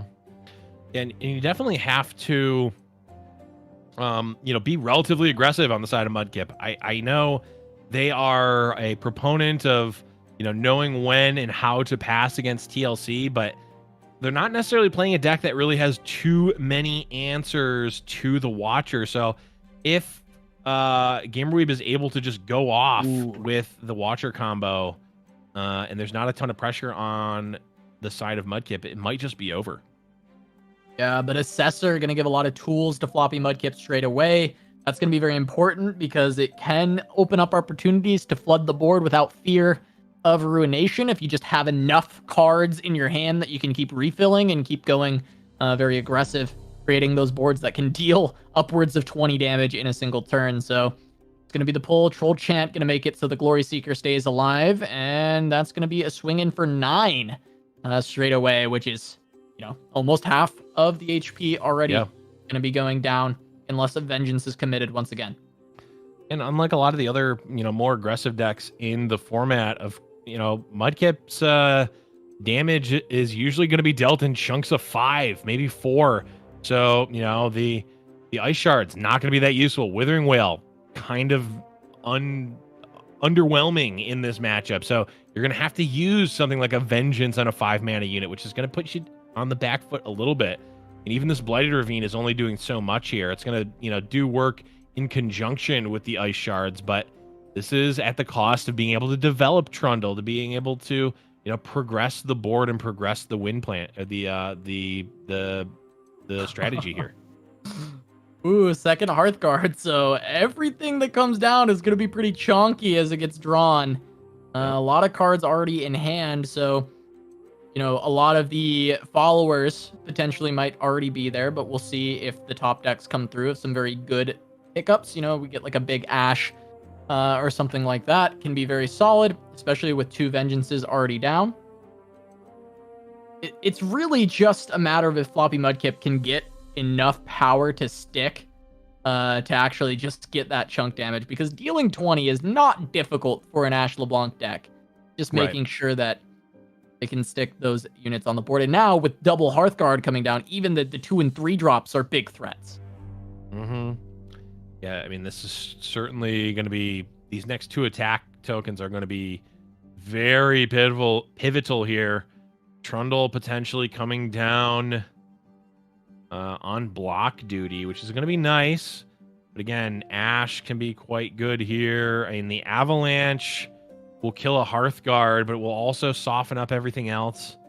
Not necessarily the best time. And there, you said it, Casa. A 5/3 Iceveil Archer, not only going to prevent Trundle from trading, but also just going to be a threat on its own. Yeah, it's super scary, right? Like, this is enough to just kill you. There's the Culling Strike. We could see the 5-mana spell to reset Trundle.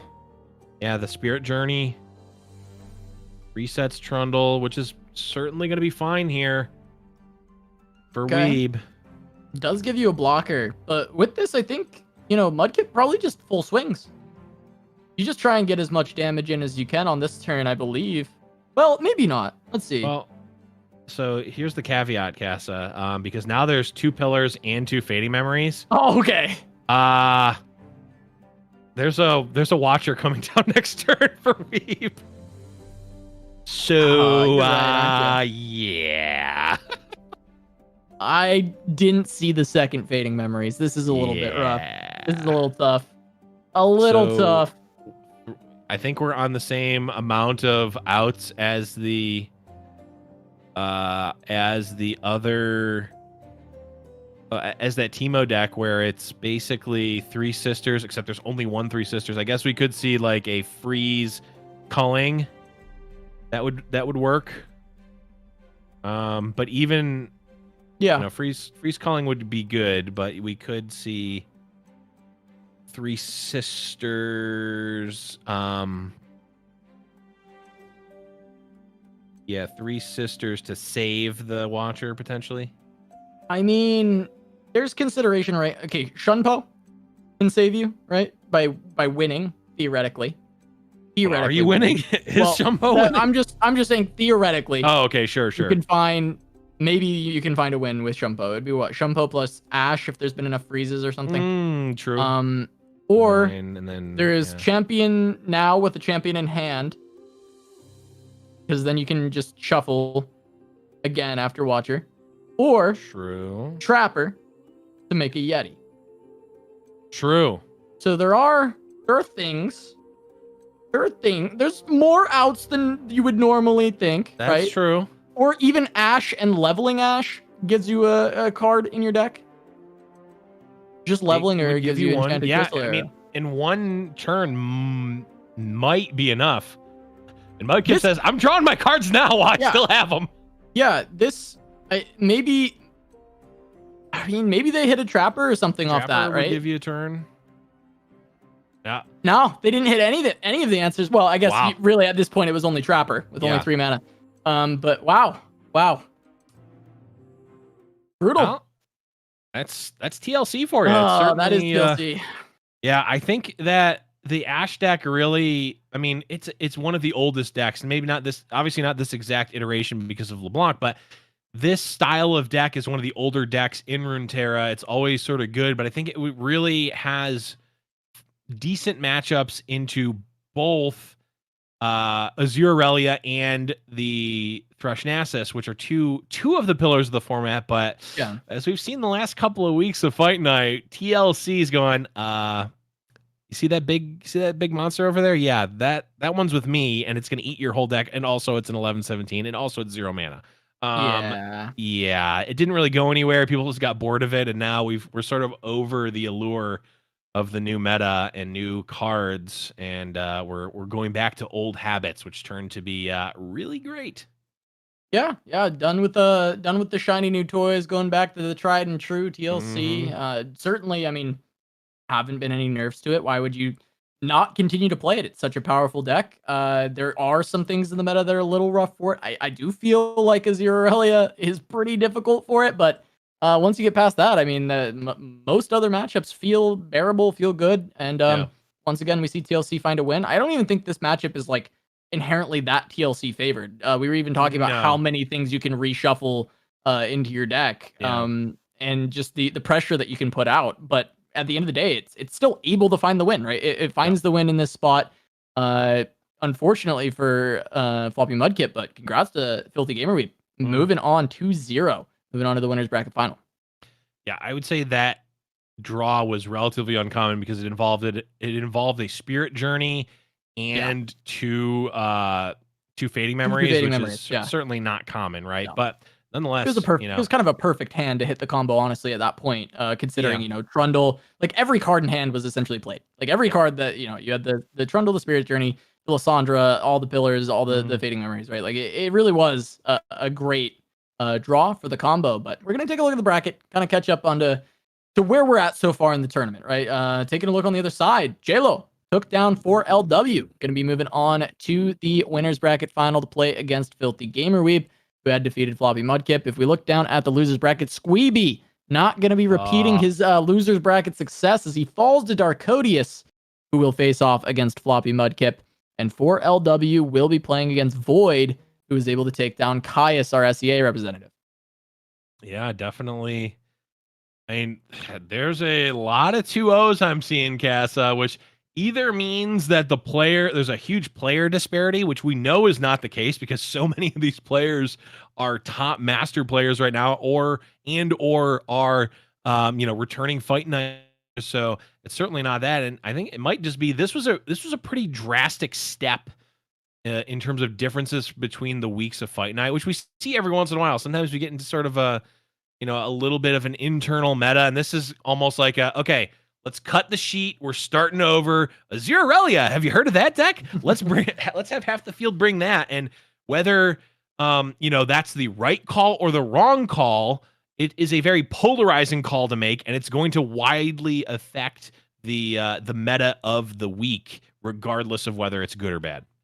Absolutely. And we'll continue to see over the weeks how this meta evolves because I mean, I know Riot has been vocal about how they feel like it's a very healthy meta. I know there are some players that feel it's a very healthy meta, but of course there are a lot of players that are complaining about, TLC or Azirarelia or, there's a lot of things that are pretty polarizing in the community. And I think Fight Night's always a very cool microcosm for the meta and continuing to evolve and change as the weeks go on. But there will be no changes to the decks throughout the rest of the tournament. Just going to be seeing what we've been seeing, what the people submitted. We are going to have the winners final coming up next. But first, we're going to have a short break with even more Stream Raiders, so don't go anywhere.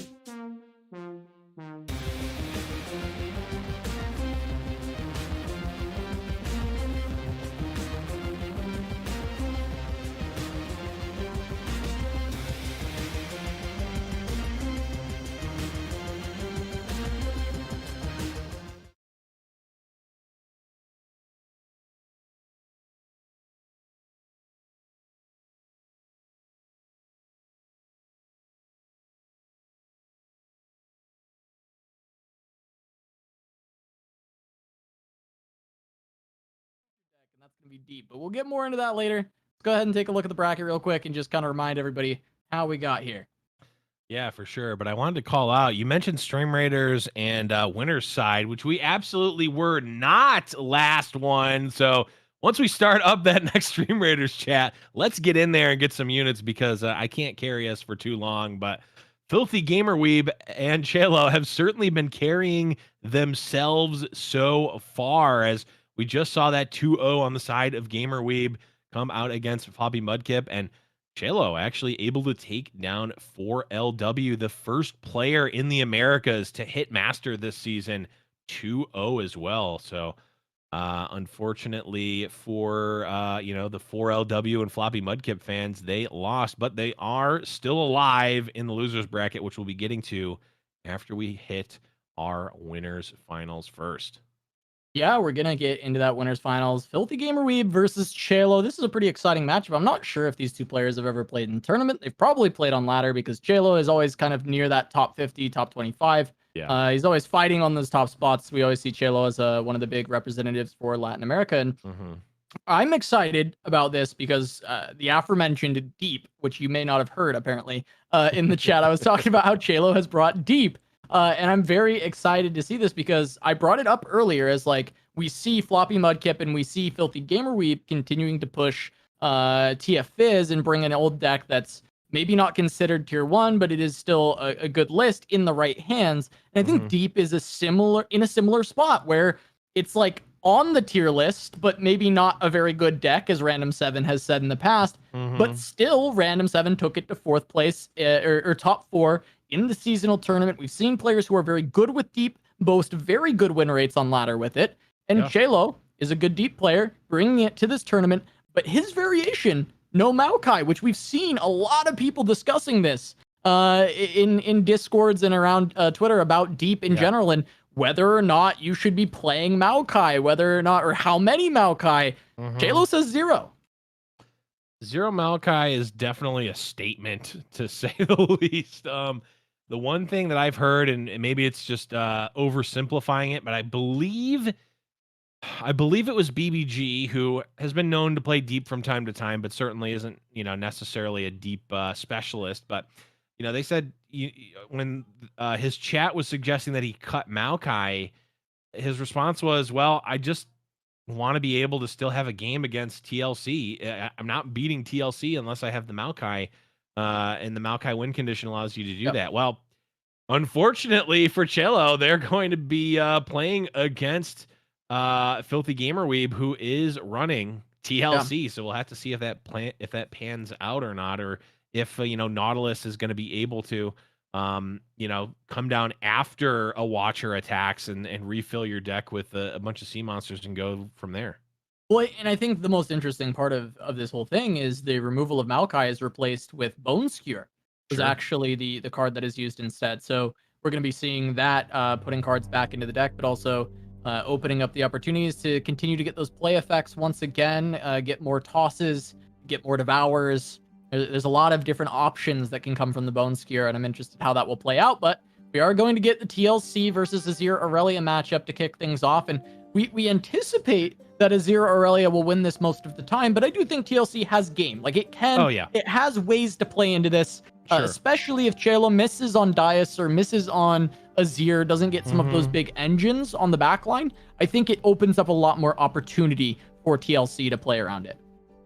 Yeah, absolutely. I think, Nick Makes Plays was in the chat earlier saying that this was probably a 60-40 in favor of Azir Aurelia, which, again, 4 out of every 10 games, you're going to, be able to beat it as TLC.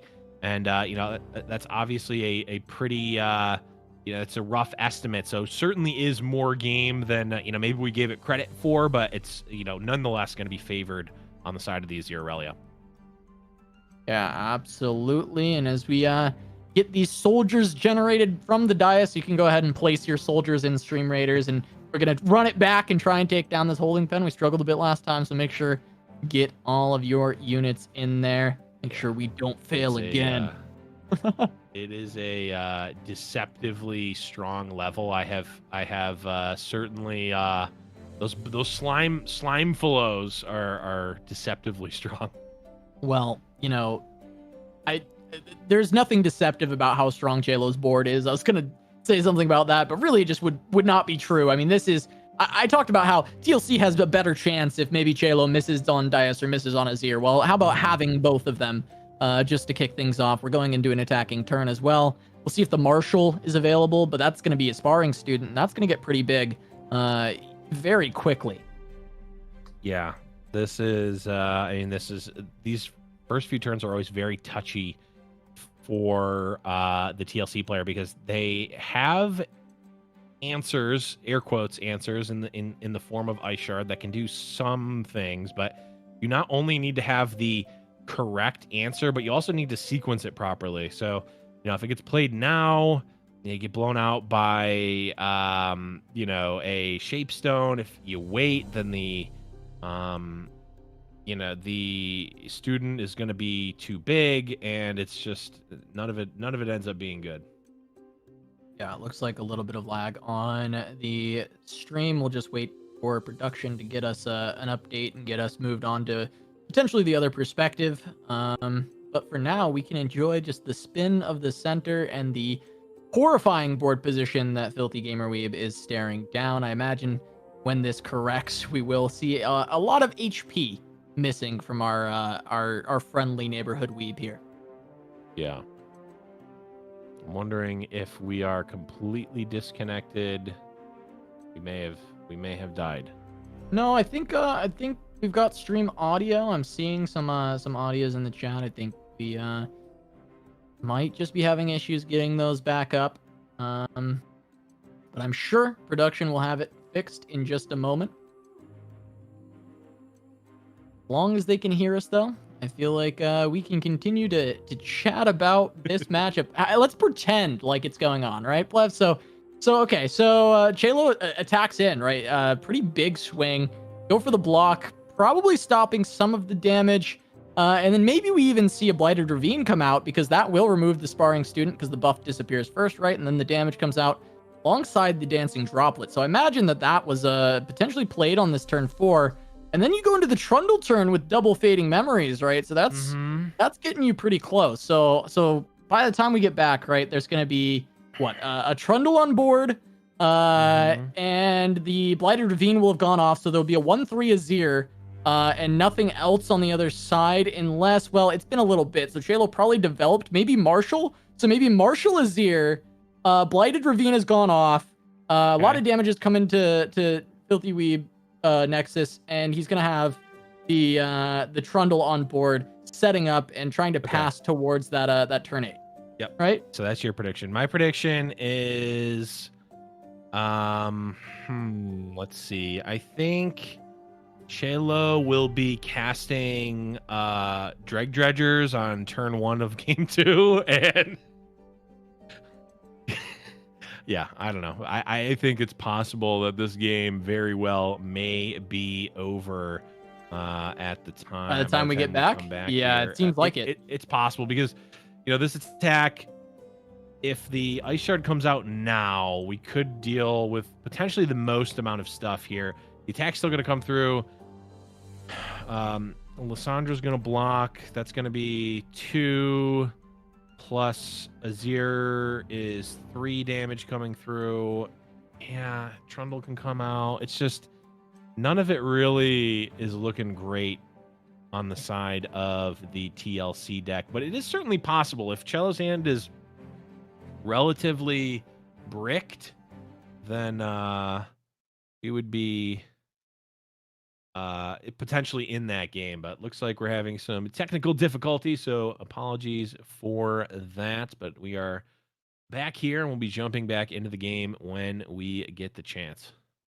Yeah, I imagine that game 1 is done in favor of Chelo, considering what the start was, but we'll have to see. I mean, like we saw, there was double Fading Memories alongside the Trundle, so yeah, there is a way to copy a lot and get the Watcher online. We're back in with Chelo. Looking like it's going to be a pretty big attack level to Azir. This might just be game, but we don't know exactly what's in the hand of Filthy Gamer Weeb. We know there's a couple Fading Memories. which are completely useless here. But that is nice. Withering Wail, quite good.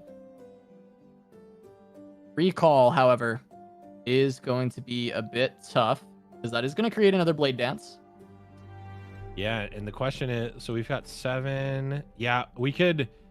Oh, we could recall the 3/3 and have 2 Blade Dance 2s happen, which has got to be enough, right? Everything else is dying.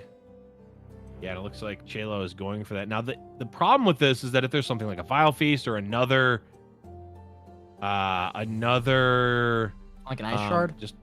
Ice Shard would counter this. Chelo has to decide, do they want to get aggressive and do some more damage and save another unit that's attacking, or do they want to just save the Shapestone, to potentially make sure that this lead and follow goes through? Yeah, because there's also just another Azir in hand, right? So you don't have to save this Azir. You can just be patient and try and get the second one down. Looks like lets the trade go through, pulls the lead and follow. Yep. And you could just replay Azir and play the Blade Dance. Yep. It's pretty good. Let's see. We'll have 2, so 4 plus 6 is 10 damage. So should theoretically be going to 1 here. Yeah, wow. Another Wither or the box, maybe. Okay, Ice Shard. Add an Ice Shard. Sure. Okay. Could fire off that Shapestone to get 6 damage through. Yeah. Yeah. Seems not terrible, and then you're trying to kick off the next turn with another immediate Blade Dance. Yep. I like this. I think this is solid. Yeah.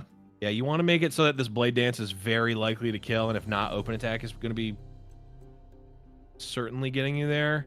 And now we're. Oh, I mean that's great as well, and that was guaranteed 6 damage, and I think that's what's good because you get so much value out of that 1 mana card, right? That 1 mana card turned into 6 face damage, and I think that was just a good spot to use it. Oh yeah. Well, that and it's not getting any more value, right? You're ideally your opponent's not going to be alive for you to get another attack off. I mean, you could use it here. Would be maybe here. It's the same. It would be here. This is what it would be the same thing, right? But potentially worse because potentially Filthy Gamer Weeb would have mana to counter it in some way, right? Yep. Right. So it was just a good use of it, and it finds the win. It got a little bit closer because he was running very low on cards. It didn't look super close, but considering if Filthy Gamer Weeb was able to basically clear away that Azir, it starts to become very dicey for the Azir Aurelia because they're just running out of cards and top decking. But once again, Azir Aurelia takes down TLC, and we'll be continuing on 1-0 over Filthy Gamer Weeb, and it's up to Deep to find a win against either TLC or TFIz. Yeah, and we've certainly, like you mentioned before, we've seen Deep perform relatively well at the highest levels, of course. Random 7 and Irigby, performed quite well with Deep in the top 32 of the Empires of the Ascended seasonal, and it's kind of in the same sense of like it feels a lot like Scouts or Ash Nox, where it's like it's just kind of always there and it's always medium. Also, I guess kind of like a little bit like TK Raka, though I think that deck's matchups are much more polarized, but it always feels like it's all right in almost any meta, and it never really gets too much worse or better. It's just people remember that it exists and start playing it again. Well, and it's crazy. I mean, you mentioned Scouts, but Deep, there were 2 people playing Deep in the top 4 of the America seasonal, right? A winner and a top 4 player with Irigby and Random 7. And then there was also 2 Scouts in EU. Granted, it was the same player. It was Hipster Waldo, but there were 2 Scouts, right? So, like, these decks do continue to show up with players who are just proficient in playing them, continue to be able to utilize them in these metas, which just shows just how strong of deck list that they absolutely are. Yep. And this was a this is an avalanche if I've ever sniffed one out before. So it's either open attack or potentially develop a 4/4. I think they're both threatening the same amount of damage if there's an avalanche, right? You're either getting 4 in from the open attack, or you're getting 4 the other way. I generally lean towards developing the unit because if they don't have avalanche, all of a sudden you've done 8 instead. But Cello decides to pass the turn either way and is instead going to perhaps develop now on Gamer Weeb's attack token. Yeah, potentially develop to set up an open attack on the Runation turn.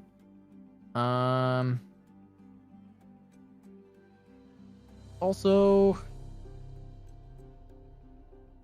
there's probably not much consideration to just passing. It feels like you want to develop as the deep list here. There's not many punishes to you. Ways for you to punish Filthy Gamer Weeb for developing, right? It's just the Devourer, but that's not going to deal with Trundle. Right. It feels like your own developments are good. This is very soft Avalanche. Yeah, but Avalanche puts you at deep, basically, right? Because I think, well, actually, I'm actually not sure how the Sea Scarab works if everything dies at the same time. Would there be? Is it based on order of play? I'm not entirely confident in an answer on that, but it's that would be my initial thought. I think it either would be 2 for each one, like it gives you the full amount of triggers, or it only gives you, if it were Hearthstone, it would only give you 1 trigger for each because they like don't see everything else die at the same time. But I don't actually know.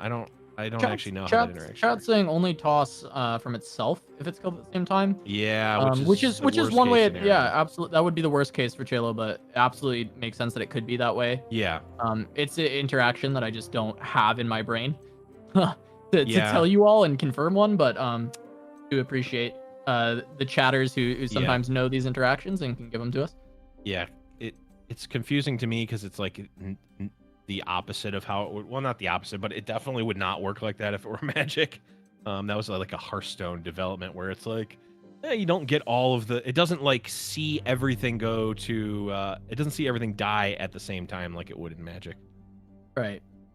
Wow, Fading Memory is being used on a Dread Bloom Wanderer, just trying to slow down the attack. That's feels like a pretty slow hand as JLo has reached deep and has some pretty scary scarabs.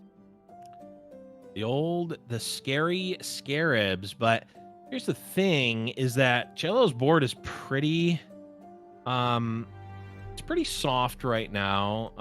We can see some even more blocks here, and this might just be Gamer Weeb looking for an avalanche. I would imagine if they had it, they would have played it by now.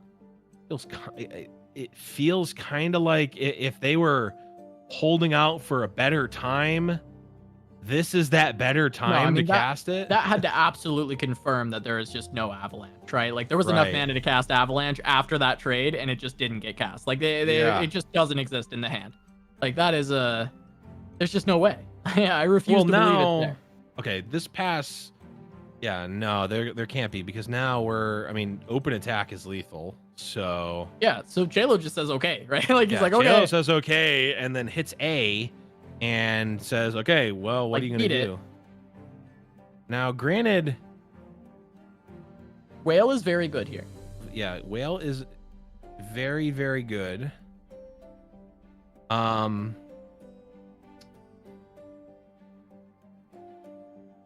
good news for JLo is that obviously we're deep already, but we do have the Nautilus in hand.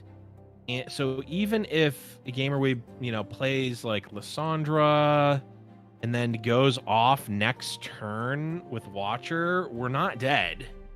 We might be able to mount actually mount an attack back. Yeah. I mean, you've got second Nautilus and Bone Skewer. So you got Right. good ways to keep yourself alive. Yeah. Yeah, there's really good there's definitely really good ways to keep yourself alive for multiple turns, in fact.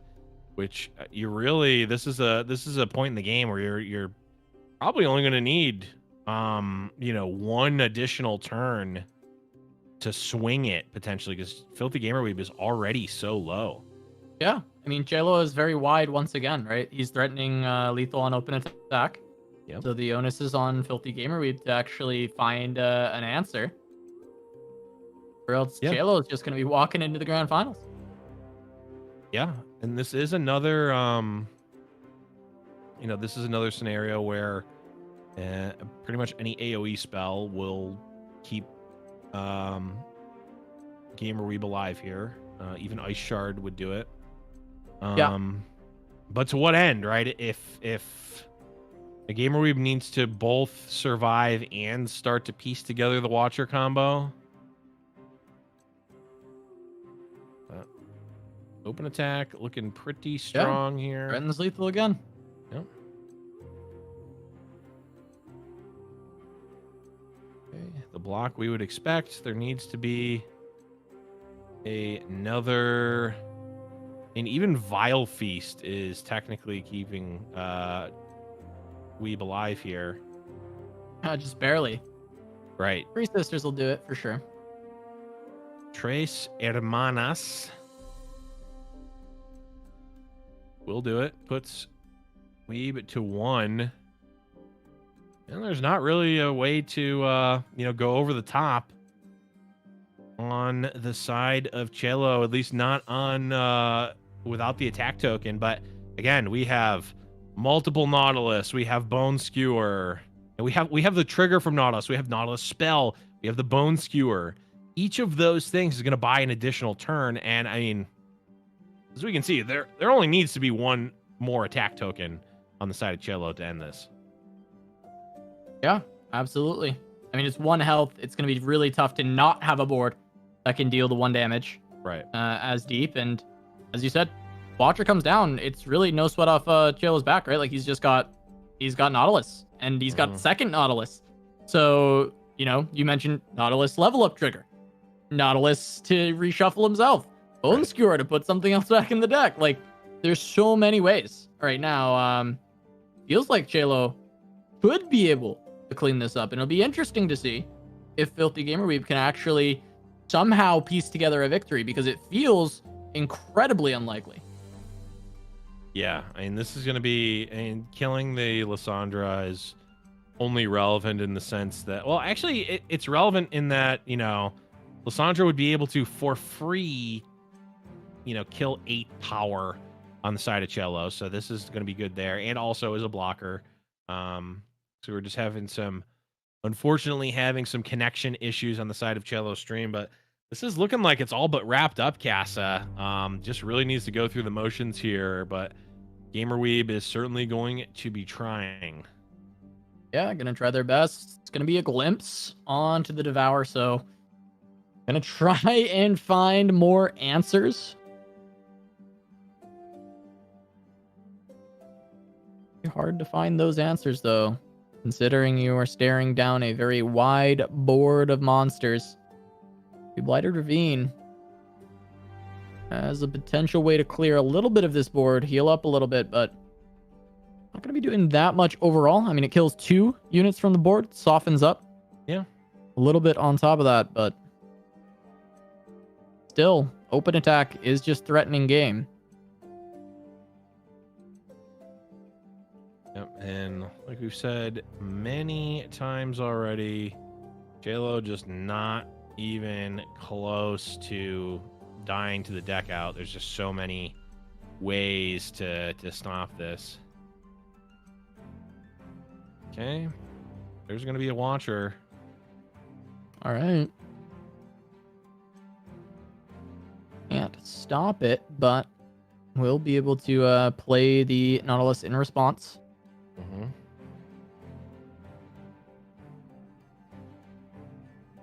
It's the only unfortunate part is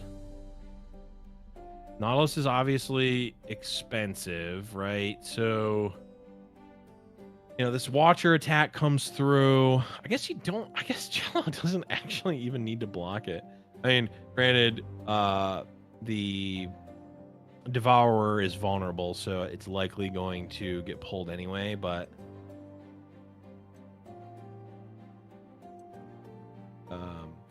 really no obligation. I mean, Cello's still at 18.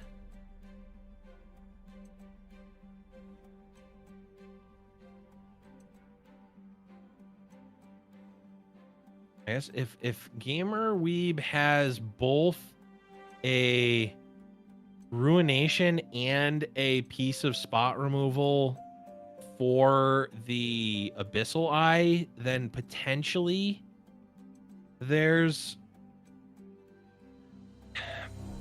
it's a little bit dicey. Apologies for the stream issues, chat. Cello's connection is not the best here, so we have to continually refresh the stream, but we are at least getting the general gist of the match.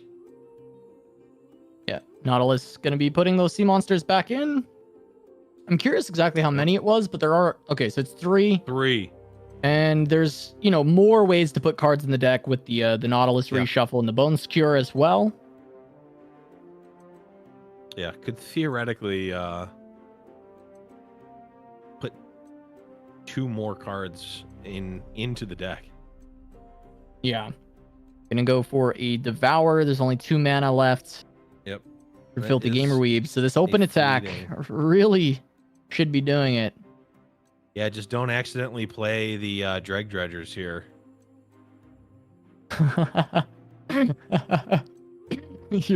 there is one.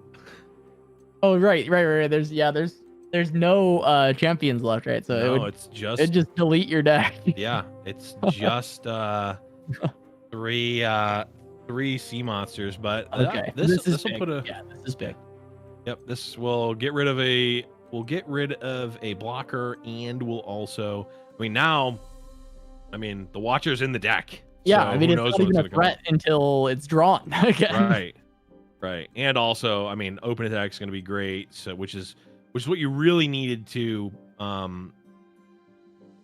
you needed to protect the open attack, because there could theoretically be a Ruination, and while it's probably not enough, it's close. If there was like a development, if there needed to be a development into a Ruination, then all of a sudden we're not looking great. But now we're at, like, you would need double Vengeance, which is not ever castable. Yeah, I don't even think there's any castable way. But JLo, you can see him pop off a little bit with the pop off. Takes the 2-0, and JLo, I mean, he's won a Fight Night before. Yeah, and once again, he's going to be moving on to the Grand Finals winners side. He's always been just an excellent representative from Latin America, moving in, finding big success in Fight Night. And JLo, super exciting to see him back once again in the Grand Finals, taking down Filthy Gamer Weeb.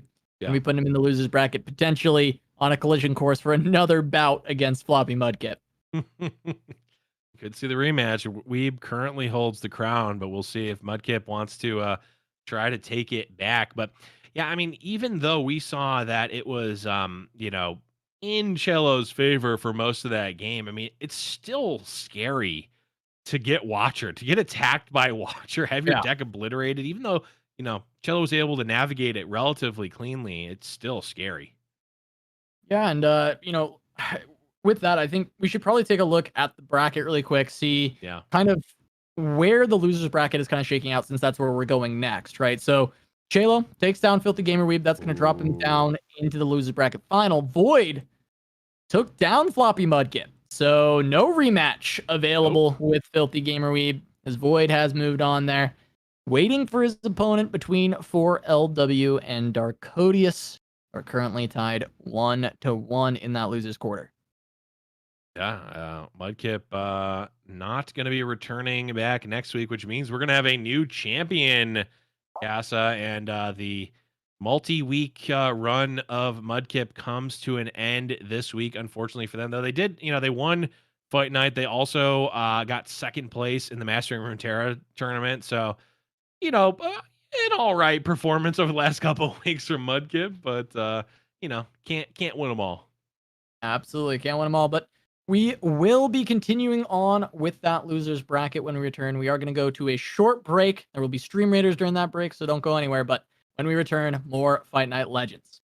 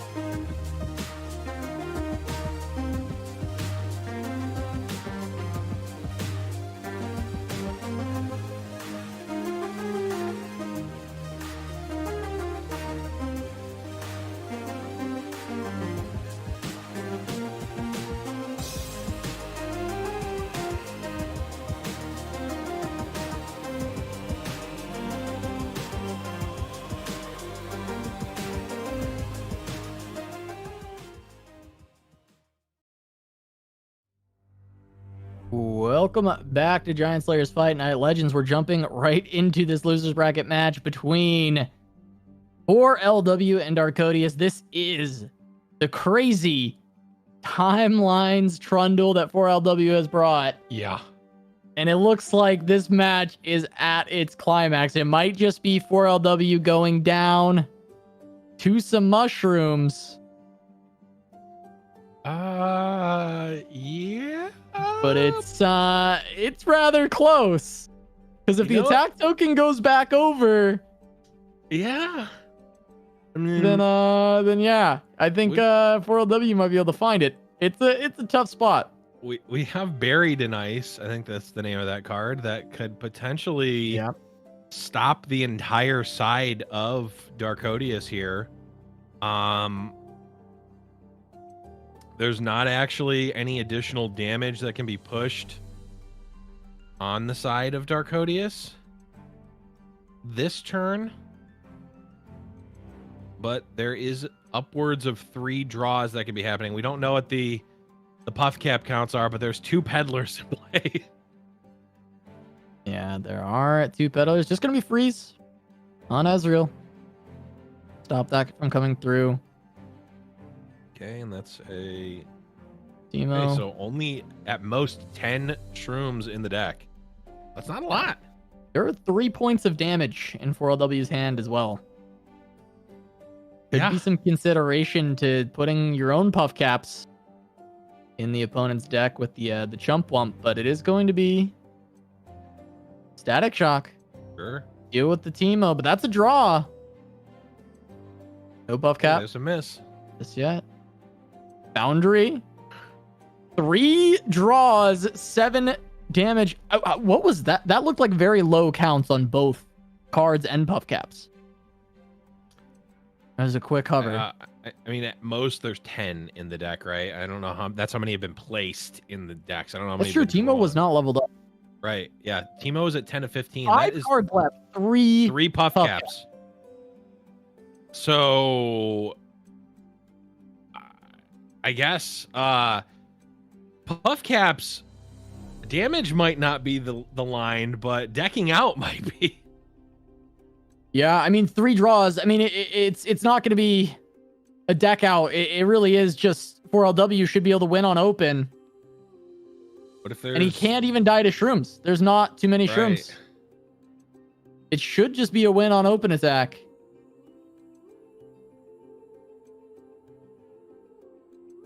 This trundle is just too strong. Rummage to find a freeze? Rummage. What about Rummage to find? Oh no, there's a Get Excited was drawn. So yeah, this is just over. Finds a Mystic. That's 3. That got so close. Yeah, I mean, it didn't because there's a Get Excited on the side of 4LW. Right, it right, did. Right. Yeah, the Get Excited would have still secured it. Yeah. But whew. That got, I mean, 2 cards left. That must have been a banger of a game. I sad that we missed the primary, bit of that, but the fact that we get a little sneak peek into 4LW's big brain deck that he's brought with this Trundle Timelines, and up next we'll get a full set of it, as it will be 4LW taking on Void. Yeah, 4LW going to be taking on Void here, the winner of which will play against Filthy Gamer Weeb in the losers finals. And then, of course, the winner of that will be playing against Cello in the grand finals. But we got to get there first. Yeah, this 4LW brew. Very interesting because it doesn't feel like it's even a little bit better than TLC to me. It's certainly different. Does not feel better to me. But it opens up your Shadow Isles so that you can not play Shadow Isles. True. This other deck is Irelia. It's not actually Shadow Isles. Oh, I mean, Shadow Isles, that's such an old Runeterra region. The Mastering Runeterra tournament, the most played region was Freljord of all things. So maybe times are a changing. Times are a changing. Been a minute. The first time we've ever seen Buried in Ice played on Fight Night. That stairs. A full suite of It That Stares. So Percival's at least become We see a little bit more common with the Rubens pile, but yeah, Trundle stands alone here. Even though, I mean, there's theoretically just as many ways to create a watcher, at least available in these regions, but just saying, you know what? Who needs Lysandra? Why play that card? That card's dumb. I want to play concurrent timelines instead. So what are we pulling from timelines here? I think my brain is too small. What is the goal is just like all these things have like play effects or summon effects, so you just turn them into something else, and like so that Percival turns is into like a marginal amount of value. Chumpwump is a marginal amount of value. Tavern Keeper, I can go through the whole list. It's all marginal extra amounts of value. Chat's just Pillars. Yeah, Pillar is the big gives one. you a bunch of 8 drops and refill your mana. That's okay. That's Pillar's the big one. That is the basis of the deck then. Yeah, right? Like that, and then everything else is trying to still make your timelines good, which is why all those other cards are in the summon play effects. Yeah, but the Pillar is the main reason. That actually does make sense. You're just getting a lot of power. That's really funny. I really like that. I like it. I think it's fun. But I mean, we'll see how it continues to work, right? 4LW is going to have Azir Aurelia into TLC. So this should theoretically seen this a bunch be of a times win, already. Right? Yeah. Like this should be a win for 4LW.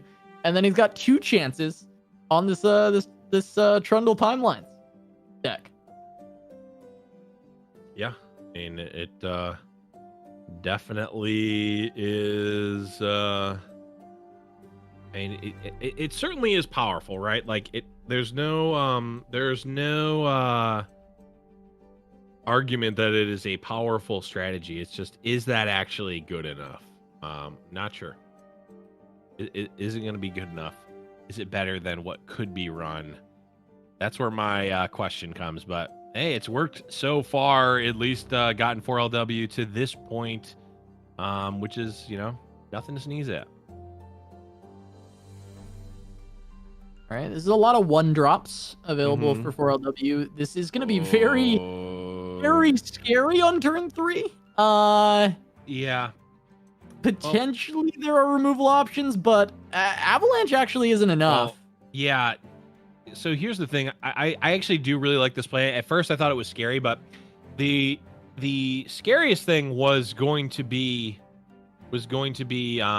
Ice Shard. The real scariest thing is not getting into this Stream Raiders lobby as it is just fired up. Let's get in and crush this next one. But like I was saying, the scary thing there was Ice Shard, which if Void had Ice Shard, they would have cast it to kill the 2/1 and the first student. So playing the second one is fine because Ice Shard is still going to kill the same number of things, and the first student is going to get big enough to survive it. And then, like you said, Avalanche there wasn't actually going to kill either student, and in fact, it would have ended up in potentially even more damage coming through. I mean, this is just so much damage. Turn 3 down to 7, right? And you're down to 7, and you can remove all of this with like an Ice Shard or an Avalanche on the next turn, but you're down to 7. It's getting a little bit dicey. I will say for 4LW though, 3 cards left in hand gets a little bit scary. The Aurelia is going to give a lot of value. Droplets potentially good, especially if a recall is picked up. Yeah, could be really solid for 4LW, but he's kind of running out of steam a little bit early on. Yeah. Droplet is okay. It's not great here. Like you said, if there are recalls, it's fine. But even then, it's just a draw. So like you could also just have another card, right? So I'm not the long and short of it is the droplets are very mediocre. They're fine, but what no, you would rather than be basically anything else. Like if they were Azir or Marshall, like you're infinitely happier. You're even happier with potentially even just some like bigger blade dances. But I mean, Yeah, the droplet is definitely not good. Way too many one drops were drawn, right? Like double sparring student is great with the Dune Keepers. It's cool, like you do a lot of damage, but it's not. It doesn't have the longevity, right? That you might need to kind of grind out this TLC. That is going to eventually remove all of it for less card commitment. We are getting the Aurelia very close to leveling up though with this Blade Dance. There's still going to be another attack available through the attack token. Yep. And that will be generating even more for the Aurelia. 7, 8, 9. Yeah, the problem is we're not going to be able to level the Aurelia and yeah, it levels here.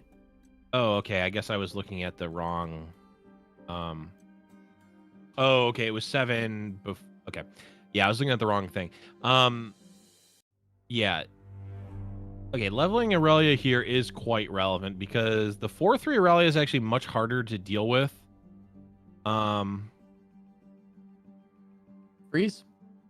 Freeze doesn't actually kill it, just puts it at 1 health, which is fine. You deal 3 with Shaped Stone ever in this spot? To face, right? Because there's only 1 mana left, right? I think so. Ooh, that's good. Yes, actually, that's actually really good here. Is game. That's game. Yeah, that's actually game. Because you can swap in the Aurelia.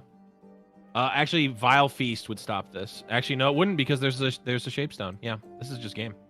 Wow. Yeah. Vanguard's Edge. You don't think about this card that much. You really don't. But just incredible in this spot. Really. Maybe 0 better draws than second Aurelia there. Very, very potentially so. It just, I don't think there was anything that killed as cleanly as that. Yeah, wow. That's just it. Just finds the kill just kind of out of nowhere, like it generally does, seemingly with a 0 Aurelia. It feels like it always just, hey, you played something and now you're punished by yet another attack hitting you in the face. So pretty rough. But timelines. This is what we care about, really. Really, like that. We're like, okay, is there Aurelia that's gonna pick up a win? Sure, fine. Yeah, but we've seen that matchup play out a bunch already. Trundle timelines, Blev. This is the one. This is the one I'm looking at. Yeah, I mean,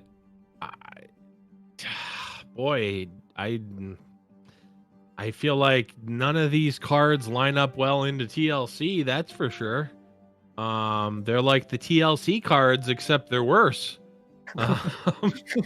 Avaros and Marksman, yeah, that's a real card. No, it's not. I'm so mean to this Trundle Timelines deck. I want it to be good. This is, I will say, this is like a Saucy Mailman original. I'm pretty sure that Saucy played this deck or a version of this deck at the Riot Grand Prix for LPP. I'm pretty sure that they played it to a top 4 finish, but yeah, this is, I mean, this is like 4LW's, you versus the person that they tell you not to worry about on Side of Void. But of course, there's timelines, so now anything's possible. Let's go. I'm happy we at least get the timelines this early, right? Like we just get we get to see it in action right out the gates. I mean, arguably, I think, the best usage of timelines is probably that rummage right there, but here we might see it be marginally better. Okay. You can get a 3/3. Yep. Grant a unit +0/+2 is currently what timelines is doing. Hey, that's good. That's good. So far, that's probably, I mean, it's definitely worth 1 mana. That's really good. That's really solid. Okay. It's paid for itself already. Yeah, it really has. It actually legitimately has paid for itself. 1 mana Grant +0/2. It's played for itself. It looks like 4LW has literally nothing to do next turn, except open attack. But that's fine. You can bank that mana, get yourself ready for the Trundle turn. Yeah, all good. Good start. Good start. Hey, it's only gonna get better from here. Although the Sentry, I think, is actually kind of a non-bow with it because it's actually better as the Sentry. It's the idea, I guess, of Sentry is to help you find your timelines. Sure, is really really the goal of that one. Yeah. But the combo is online. yeah, 2 Trundles played down. Ice Pillar available. That stairs. Another way to get more. Mm-hmm. And you do get to attack here. I mean, I don't know that you care too much about the 3/3. You could just take a free attack with Trundle. Yeah, I mean, you've got 3 sisters, but do you really want to use that just for? I mean, it would be like a Fury of the North into 9 mana that could answer. Yeah, I think, feels like maybe triple attack with a Static Shock backup if it gets blocked. Yeah, it would be Static Shock. I'm just thinking like you can send in the 3/3 and essentially, you know, turn the 3/3 into a Decimate. Saying, yeah, you can block it for free, but you're gonna be taking 4 to the face. But looks like 4LW does not go for that, and a little bit punish could save the Trundle, but actually has a second Trundle already and just wants another Ice Pillar generator anyway. Yeah, that seems fine. You get another pillar. Great. Yeah, this is kind of optimal. It feels like, right? You kind of want that Trundle to die when you got second Trundle. Right. You can go Trundle here. I mean, we're gonna get a couple of big units. I feel like 4LW is probably like looking at their hand right now, being like, Blevins, I'm gonna show him so much. I'm gonna show him just how good this timelines is here. This is gonna go potentially free 8-drop into real 8-drop. Because it doesn't fold the Runate, you just slow play it. You don't play all of them. Right. You open with one, see where you go. It would fold the Runate if you just played them all. But okay, so I mean, you get a Tusk Raider, I guess. 7/7. Yep, just a good old fashioned 7/7. I mean, 7/7 refill my mana. That's pretty good. 7/7 for 0 is okay. I'll give you that. Okay. Yep. Void's got their own Ice Pillar. Yep. And 4LW says, yeah, no. Not giving you any more value off the Ruination than you already are getting. But this attack is scary, man. Like, it's a lot. Yeah. It's 60 damage. This is going to be Vengeance. Vengeance onto Trundle. That's, I mean, we could see 3 sisters into... Rather not. I mean, it does give you another Ice Pillar. Okay, that is true, but I just... I don't know about that one. And probably not good. Oh, that's right. I forget. Oh yeah, once per turn. Yeah, play them both. Get them out there. Right. Yeah. So, okay, you can't go Ice Pillar. Okay, that's right. I always forget that. That's good. It's better against Runate anyway. You're true. Playing slow. Entreat. 4W has to wait for the tap below Ruination, or just has to keep going for open attacks. Concurrent timeline showing its second mode here of discard fodder. True. Very nice is an out to the Watcher, which is nice. Kinda, right? It's like it's an out if Watcher is played on your token, right? Versus right. Yeah.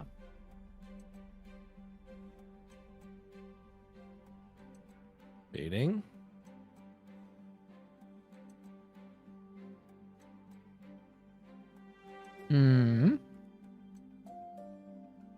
He could reasonably okay. Just so that he doesn't have to pass the turn. Right. Send a Mystic and Dome. Yep, the old Mystic pass. Okay, Trundle. Okay, so Ruination is off the table. So yeah, you get another ice drop. Now you go. You set up this open attack. Oh, okay. Your grandfather Rumo is pretty spooky. Okay. He's a scary dude. He's 8 damage overwhelm with a spell shield. Yeah. Okay. It's working, man. It's working. You got Trundle develop as well. Oh, yeah. And the Trundle is good. Is so scary. This open is so scary. Yeah. I don't. Is this the ravine is almost not even not even helping? Can he game? That's the question. How big is this Trundle actually? Because that's double the Three Sisters. Yeah, those can be. Rummel is gonna do 7 himself. Yeah, Rummel pulls the pillar. Oh, okay. Gonna instead trade the Rummel, but still, Rummel is pushing a lot, right? Yeah. It's Okay. so much. What else you got? The 2 Three Sisters might be able to just hold on to this. On the Rummel, can we see a grandfather Rummel be the difference maker? Right, Okay, Three Sisters. Three's on the Trundle, but Rummel, and you can't vengeance Rummel. No, you can't, which means you'd have to. The nerf to Fury that happened like a year ago does mean that you have to play both to get enough damage.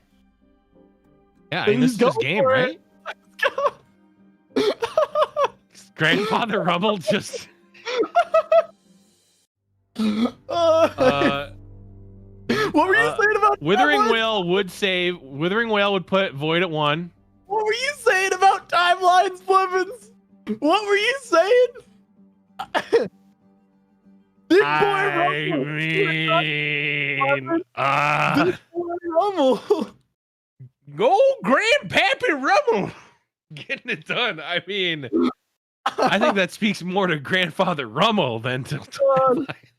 Oh God, I love it. I love this deck, man. All right. I mean, I absolutely love it. I think I still contend it's probably trash, but I absolutely love it. Grandfather Rummel getting in there. Oh my God. Was Grandfather Rummel actually the best 8-drop that could have been pulled there? Is there another spell shield? Arguably, I think. Yeah. It was a really good pickup. Like, absolute overwhelm, 8 damage. Spell shield in particular against that deck is quite good. So, woo! 4LW takes the duo over Void, beating TLC twice. Yeah. Grandpappy Rummel. Grandpappy Rummel. Yeah. I think, the Azir Aurelia coming back in such force has really swung this. Because I think, we didn't really see, did we see 0 of it last week? Or maybe the week before? We've seen very little of it over the past 2 weeks. Very little of it over the past 2 weeks. So I think people probably weren't expecting it to be half of the field this week.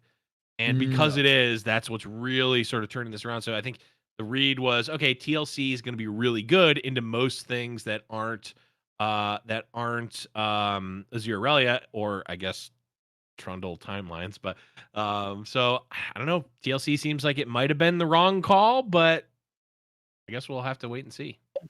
Yeah, we'll have to wait and see. But we will be waiting just a few minutes, and then we'll be back with more Fight Night Legends. So don't go anywhere. We've got the losers bracket final when we return.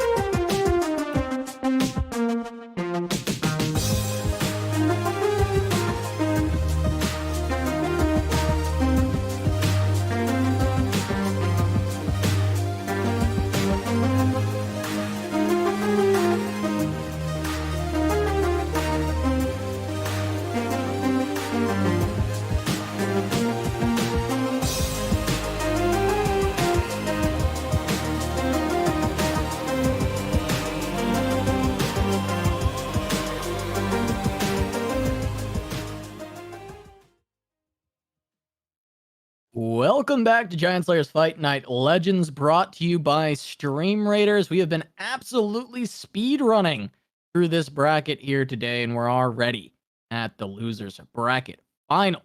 Yep. That's going to be Filthy Gamer Weeb going up against 4LW and his timelines Trundle, which I can't wait to see more of. That's such an exciting deck to watch. Yeah, I mean, it's in real time making me eat my words, but regardless of how I feel the deck should perform, it is very fun to watch and definitely something different that we have not seen a ton of really ever, outside of literally the only time I've seen it in any sort of competitive setting whatsoever was Saucy Mailman in the Riot Grand Prix for the LPP players. So yeah, I mean, an interesting choice to say the least. But here's the thing, Casa. Last match, 4LW versus Void, we saw 4LW 2-0 TLC. And guess what deck Filthy Gamer Weeb has brought that's not TFIz, TLC. So might just not be TLC's time to shine. Yeah, absolutely. It might just be TLC is having a rough time, and maybe it wasn't the best read. It's hard to say that though, because TLC has made it so far in the tournament, right? Like, you know, Filthy Gamer Weeb's in the losers bracket final. He's guaranteed at minimum third playing TLC. So the results are still pretty good. Void finishing in fourth with TLC. But it is maybe reaching the end of how far it can go in this week's fight night when having to deal with all of this Azir Aurelia that was brought. And, you know, maybe that's just a poor read because of what we talked about with last week. There being only, I believe it was just one Azir Aurelia in the Americas. Yeah, I mean, poor read is, I mean, it's technically correct to call it that, but it's really hard to make a read on a fight night because there's only two returning players. You can look at a meta, and really, like, I mean, we've seen this is like what, week like 30 something now for Americas, where, you know, it really only takes two people bring something crazy, three, I mean, four people bringing the same deck is warping the entire meta of the day, right? Because that's half of the field, because we basically start at a top cut. So and because it's invite, it's not like, you know, oh, this is a great deck for the tournament. It made it through 8 rounds of Swiss and then made top 8. It says, okay, you bring the decks that you want. Sometimes we see people bring completely random stuff. Sometimes you see people, you know, where almost everyone has brought the same deck, and you know, we generally see little pocket metas. It's very hard to tell when that's gonna diverge greatly, and this is one of those weeks where it's like, okay, Azir Aurelia is back, half the field brought it, and if you didn't think it was gonna be here, oh boy, you're gonna get run over by it. Yeah, absolutely. And even getting run over by it, right? Filthy Gamer Weeb has made it all the way to the losers bracket final, even struggling against that deck. So I think, it's may have even been a concession. Like, I think TLC is just good enough that I'm okay with eating a loss to Aurelia Azir if someone brought it. And I think I can beat whatever their second deck is. I think I can beat it twice. That also is, you know, theoretically, you know, what they were thinking, because we also had Caius bring Aurelia Azir and TLC, both decks, both the ones that are supposed to be just really, really good right now. And they went out 7th, 8th.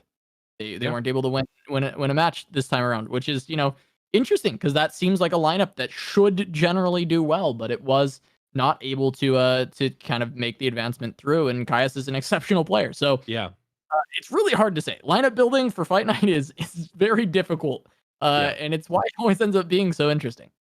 Yeah, and I think there's sort of the three pillars, the almost the rock, paper, and scissors of the format.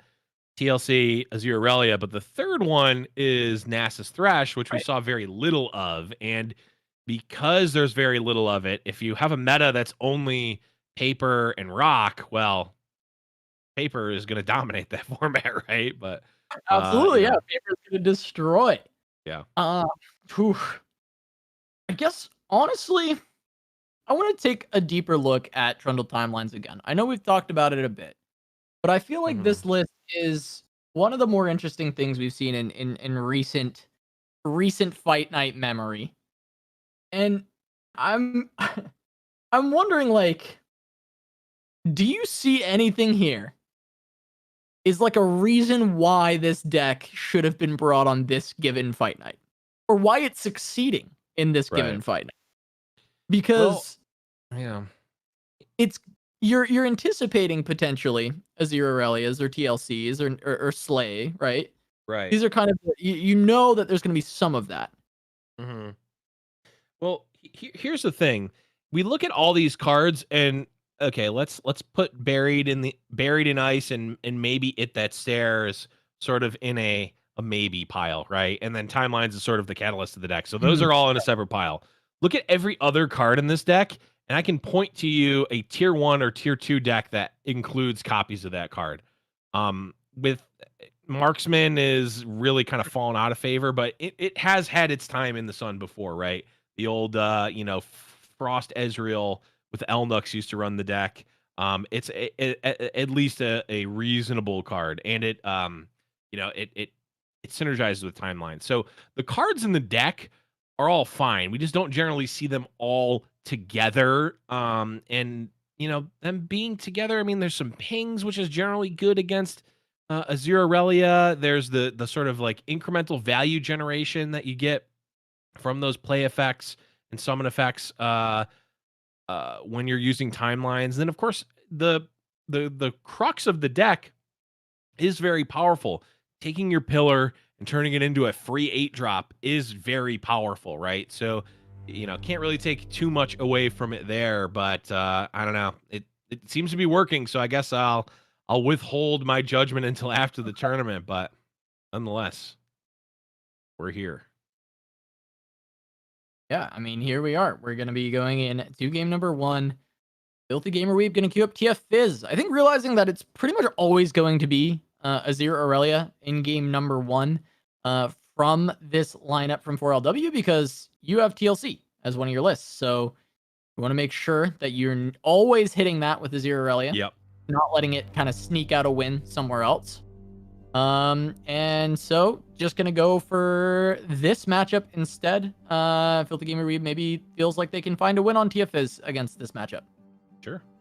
Yeah, definitely makes sense when you know you have a lineup or you have a matchup that you absolutely want to queue in. You have to kind of queue your side of that matchup, and if your opponent doesn't, you either or if you lose, you're going to get that matchup next match, or if you win, then I guess you got your free win, or you got your win with your deck somewhere else. So definitely a good call on the side of 4LW, but this one is sort of old boogeyman versus new.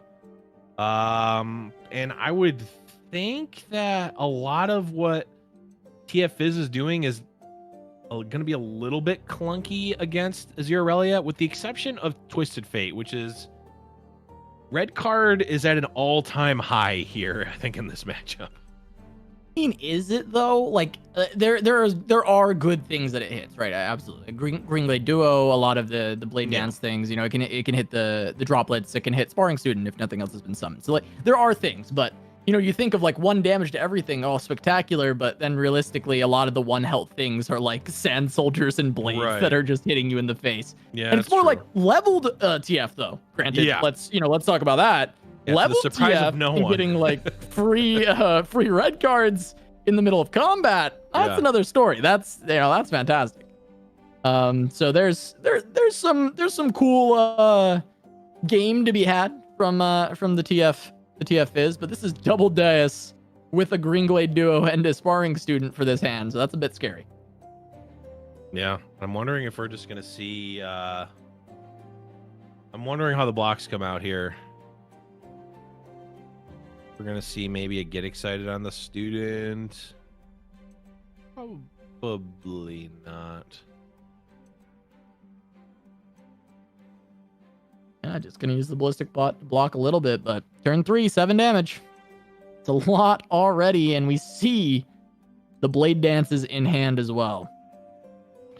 Oh, and here's a red card snapped off from Weeb. Only gonna get 2 cards out of it, but 2 relatively high impact cards. Now, granted, you're going to see this, and Weeb is going to really wish that they were able to kill these, but also they're effectively already dead, right? The Poro, well, might be going away, but Poro blocks it. There's no real way outside of Shapestone to buff the health of the duo. So daring Poro is actually just fine a lot of the time. Yeah, daring Poro is at an absolute premium to be able to block these Green Glade duos. And yeah, we see 2 duos in the hand of 4LW, or well, 1 on the board, 1 in the hand. But yeah, like you mentioned, Poro just can block it. So as threatening as these are with the Blade Dance and the Dis, you know, they're not really going to be able to find much of anything going up against the daring Poros. I'm also wondering, why is that Poro not attacking? I could not. I have to trust GamerWeeb here because they are an absolute master at this deck, but to me, that Poro should be getting in there. It's like the blocking on attack thing that we talk about all the time. Yeah. Like, don't you just take, like, I mean, are you not blocking combat here, tricks, maybe? I guess. Combat tricks. Shapestone. But that's not going to change next, I guess. Well, okay. It would mean the Green Glade could kill the yeah, that's true. And then it would be able to attack next turn. That's true. Do a lot of damage. That's fair. Still though, I mean, this is just scary, right? Like, even if the Poro blocks, like, yes, you're blocking the main threat, which is this Green Glade duo, but you're not dealing with the overarching issue of just getting beaten down by all of these Sand Soldiers, and that's an Aurelia in hand that potentially is just going to cause you even more problems. Yep. Looks like 4LW. 4LW can just attack here and then use Aurelia post combat. Maybe get Weeb to commit some more resources before playing the Aurelia. And you know, technically the Blade Dance would you know, make the duo bigger, but that doesn't matter. It's all getting blocked anyhow. Yeah. So the attack first makes sense for sure. And I'm not 100% sure if the Aurelia even comes out. If nothing, if Weeb just says, okay, block, pass, I'm not sure Aurelia comes out. At least not until these fleeting cards are used, I don't think. Yep. Aurelia, I believe, reads if you have the attack token. Yeah, when she enters battlefield or at the start of turn if you have the attack token. So there won't, only on your attack never want tokens. To play this at this point because you don't have the token. Oh, anymore. right. Yeah. Yep. So yeah, definitely wouldn't want to now. So probably just a droplet coming out. Might just be nothing. I mean, it can be a droplet, but it might just be nothing. Might just be waiting these next few turns. Might just want to hold on to this Aurelia. Ooh, level TF. Now, I mean, all of a sudden, I'm less scared. Red cards mid combat. Yeah, red Weeb, cards mid combat are a lot better. The unfortunate part is it looks like it is going to be needed.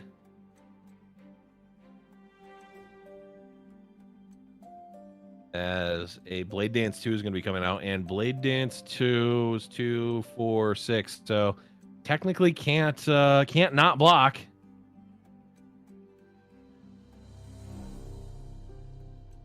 Yeah, but can create the red card easily to that Blade Dance. Yep, but here, a great Azir. Draw. Well, I mean, Azir is always good, but it's not like it's compounding with the other things. Like, it's slightly more powerful probably than, you know, the Aurelia, or although... well, the Shurima Shuffle is on deck, right? You got the Azir plus Aurelia and the way to potentially create multiple attacks. Yeah. So you can kind of shuffle him in, find a good good way to get his attack off. Right. But using the token again means maybe no Aurelia. Could just be a casual blade dance from the 4-mana blade dance instead. Because there's the red card, and now the next blade dance will not be red cardable. Blocking with Twisted Fate. I'm guessing that's a Twisted Fate pick a card. Okay. So that resets the card count. You could actually get another red card to stop the blade dance. This is very smart. Yep. From Filthy Gamer Weeb. This is actually genius, right? Yeah. Oh yeah. This is great, especially since now, gold card is lethal onto his ear. So, right. So you just need one gold card. You don't need 2 gold cards. You need a red card though. Which we can because he cycled it. Yeah, he's so smart. It's so smart. It's so good. It's almost like he's played half of all of the Twisted Fate Fizz games on ladder. Yeah. What a great play though. Oh yeah, that's the type of play that I'm not even close to making, right? It's just, this is not happening. And 4LW just throws out the GG now. Yeah, I mean, what a fantastic play. Really, really, just phenomenal play from Filthy Gamer Week, because there's no way he wins if he doesn't make that play. There's literally no world. It's the game is just done. And this play just plays around everything, right? And now it plays just everything. It's just elementary at this point to clean up. He kills the Azir, goes into his own attacking turn. He's now threatening to turn the 10 on the other side. Yeah, we can open. We can attack plus open with a mushroom to give Fizz elusive. Blue card will be on the stack, but that's okay. You're attacking for 3, 4, 5, 6, 7, and oh, guess what? There's Get Excited hit Mystic Shot in hand. This one's just over, Casa. Yeah, just phenomenal. Just really, really great. Yeah. Filthy Gamer, we're gonna take game 1, but we have seen 4LW 2-0 TLC before, so we don't want to get ahead of ourselves. This is still possible. Azir Aurelia, that should be pretty free into the TLC theoretically. It's been consistently just completely dominating that deck. And then, we just saw Trundle Timelines take down TLC. Wow. Is Vanguard's Edge randomly going to do some crazy stuff? No, never mind. He's 1 HP. There's 5 damage in hand. Never mind. Slow speed can also block. Yeah. And red card, there's I kind of forgot that 4LW had 0 health and was dead to Mystic Shot. So there we go. No, just great plays coming out of Filthy Gamer Weeb, and now it comes down to the TLC. It absolutely does. It's just gonna. And normally you're happy with that, but the fact that 4LW did just 2-0 a TLC is probably going to be a little bit in the back of your mind. Yeah, it certainly doesn't feel great. And even if you're probably in the abstract favored against Trundle Timelines, there's always that unknown factor. There's it's an uncomfortable matchup. There's a ton of unknown variants with what could be picked and things that you have to think about playing around that are just not on the radar, because guess what? There's just 3 things that are presented every time with timelines, so you don't know what you have to play around. So there's always openings for sure. And we're gonna see the timelines on 1 in the opener, baby. Yes. Let's go. We should call the deck TLOO, timelines on 1. we could also not do that. It's just very, No, I like easily. It. Chat, type 1 in chat if you like TLOO is the name of the deck. Okay, now that I said it out loud, I hate it. So don't type 1, chat. Chat, type 1 if that actually was a terrible idea. Yeah, great. Good save. Saved it. We saved. We're getting 2s anyway. Oh no. All right. See, chat knows. Chat knows to protect me. We're getting stones. Trundle on fire. Excuse me? You love to see it.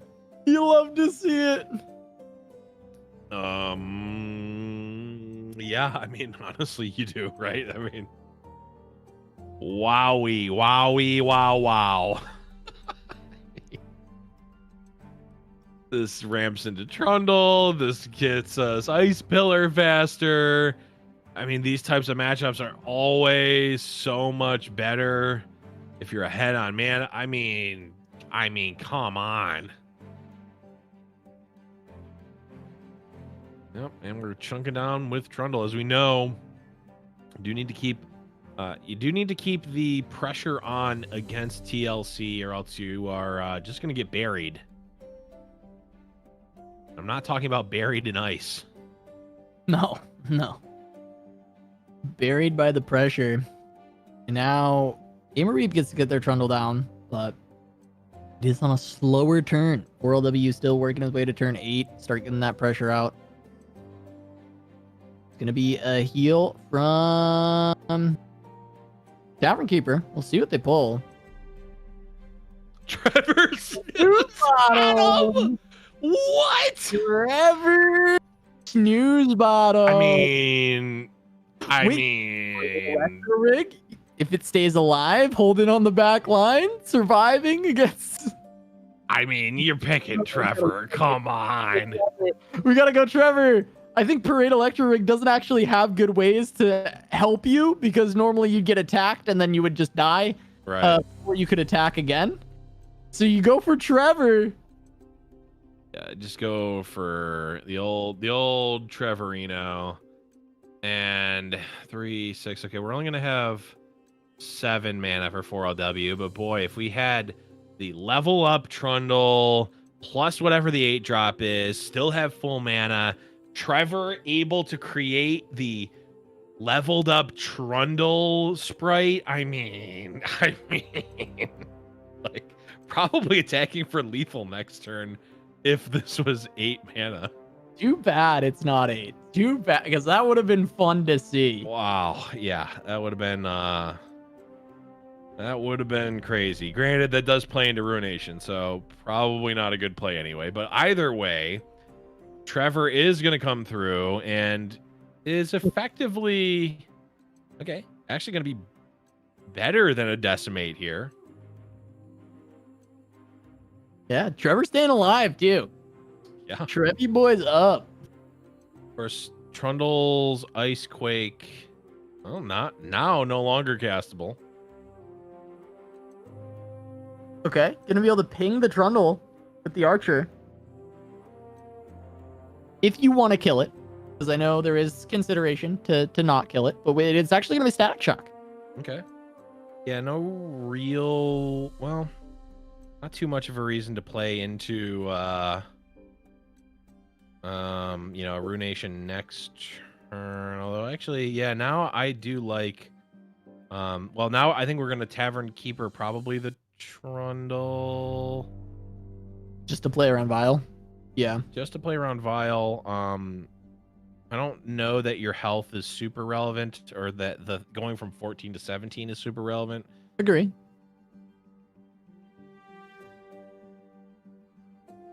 Play around Vile without having to use your troll chant. Seems reasonable. Yeah, and you haven't cast a unit this turn yet, so let's spin the wheel. Which timeline are we in? We are in the... Who does not know that info? All right. Well, now we pulled Trundle. Yeah. We can level Trundle. Oh, okay. Never mind. We're on Weeb's attack token. But if Weeb taps below 9, yeah, that's gonna be a tall order for sure.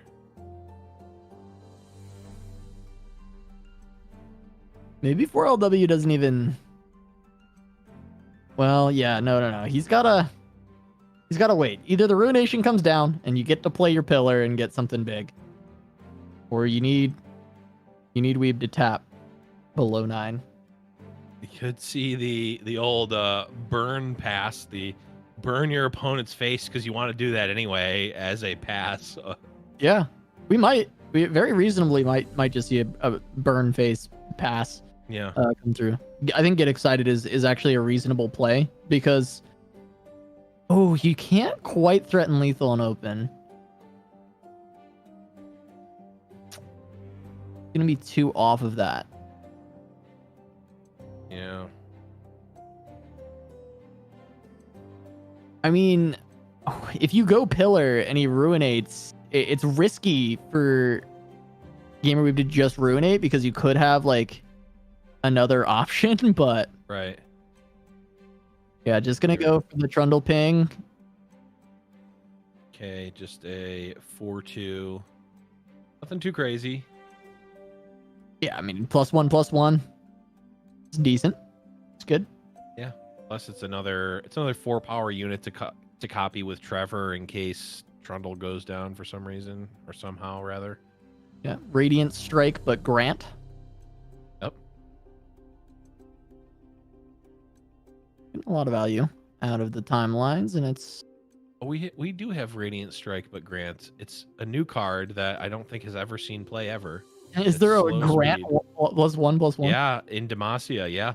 I was not aware actually. It literally is a card that got released, I think, in Cosmic Creation. Chat will know what I'm talking about. Someone might know. Battlefield Prowess. There it is. I can't even say Expedition All-Star because that card is not an All-Star in Expedition. Got released with Shurima, sure. Yes, it got released in Empires of the Ascended. That makes sense. Okay. Well, now this open attack is pretty threatening, right? It's 12. 12 damage. Yep. Being represented. That is representing a kill with Get Excited. Now, of course, that would be if there's no healing, no answers. We do see that there is healing, at the very least. There's also freeze. It's a little bit of a joke, but I actually think you should attack with the stones here. In case you need to Fury of the North it. It's another body to Fury of the North. I don't think there's any scenario in this case where it would be relevant, but like just send it in anyway, right? Yeah. Is this Fury of the North? I guess you commit to just trying to win. Yeah, it's relatively low commitment.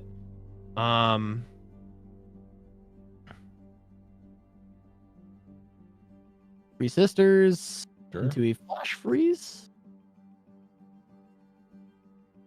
You do still have the Buried and Ice to stop the Watcher turn from obliterating your deck.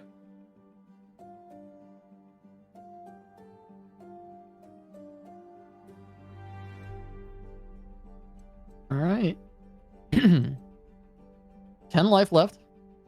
And the combo online with the attack token, but Buried and Ice will be able to answer this turn. There is Matron. So do we I guess we do. Yeah, we'll have 3 pillars and then you can Watcher or you can Matron the Lysandra. Yeah, but then that means Buried and Ice actually can answer the Watcher. Yeah, Buried and Ice I think then kills you. I wonder if we see we just see Ruination now. We see pillar, just so that Lysandra's leveled up. I guess we can play the Lysandra first to see if they committed anything else.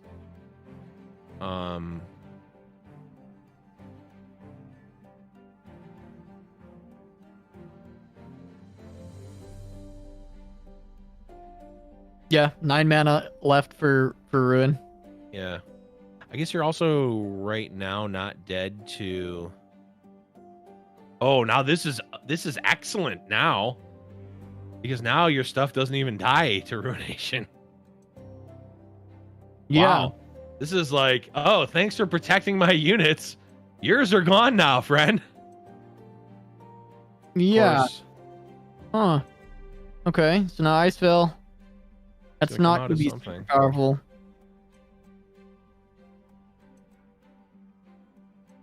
There's another Buried in Ice as well. And we're going to get the pillar to start things off. So we get an 8-drop to threaten to end the game. And then Submersible to follow it up. Well, we also... Uzgar is fine. We can Watcher... Yes, we can Spectral Matron into Watcher. So now the real Watcher costs 0. So as long as you survive, you're open attacking with Watcher.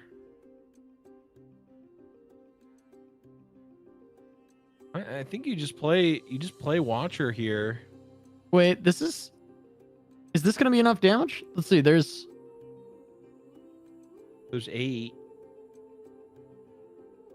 You're pushing. Okay, now an Icefield Archer. Now I think you have to play the real Watcher, or at least a Sentry. Yeah, at least a Sentry or something. A real Watcher comes down. Okay, pull, block, take 5, and then you have 6, 7, 8 in hand.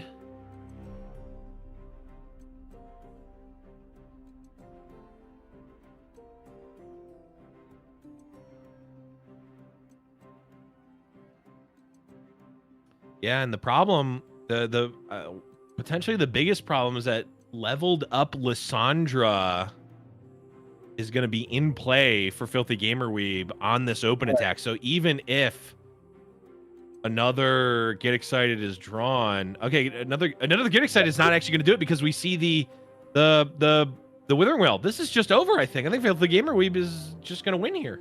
Yeah, there's no champions, there's no reshuffles. No. It doesn't matter if there's another Get Excited, it's not going to work because we see the Withering Whale. And yes, if almost to prove my point that card is trash, it is drawn. We really are in the the least opportune time. We're in the worst timeline. It's the worst timeline of all of them. Oh no. Oh. Concurrent timelines cast. Omega lol. Another Buried in Ice. That card also did not perform super well in this game. In fact, arguably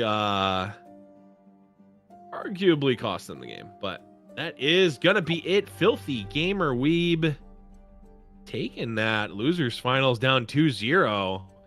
And Casa, we've got some grand finalists here. And Filthy Gamer Weeb in their first fight night going to be making it back to fight night next week as well. Yeah, gonna try and get the rematch against Chelo to see Filthy Gamer Weeb can bring it all the way back to a first place. But at the very least, Filthy Gamer Weeb has secured an invite back to next week's fight night alongside Chelo. Just playing the money match now. Finding the victory. Fizz back in the finals. Yeah. A world we did not necessarily think we were going to go back to or particularly want to go back to, but here it is again. TF Fizz in the grand finals, as we so famously declared it many weeks ago, that we were fine if we were happy to see Mind Meld win every fight night. Yeah, well, we are going to have another opportunity for that to happen in just a moment. But before we get to that, we're going to have another break for Stream Raiders. Don't go anywhere. When we return, we'll have the grand finals between Filthy Gamer Weeb and Chelo.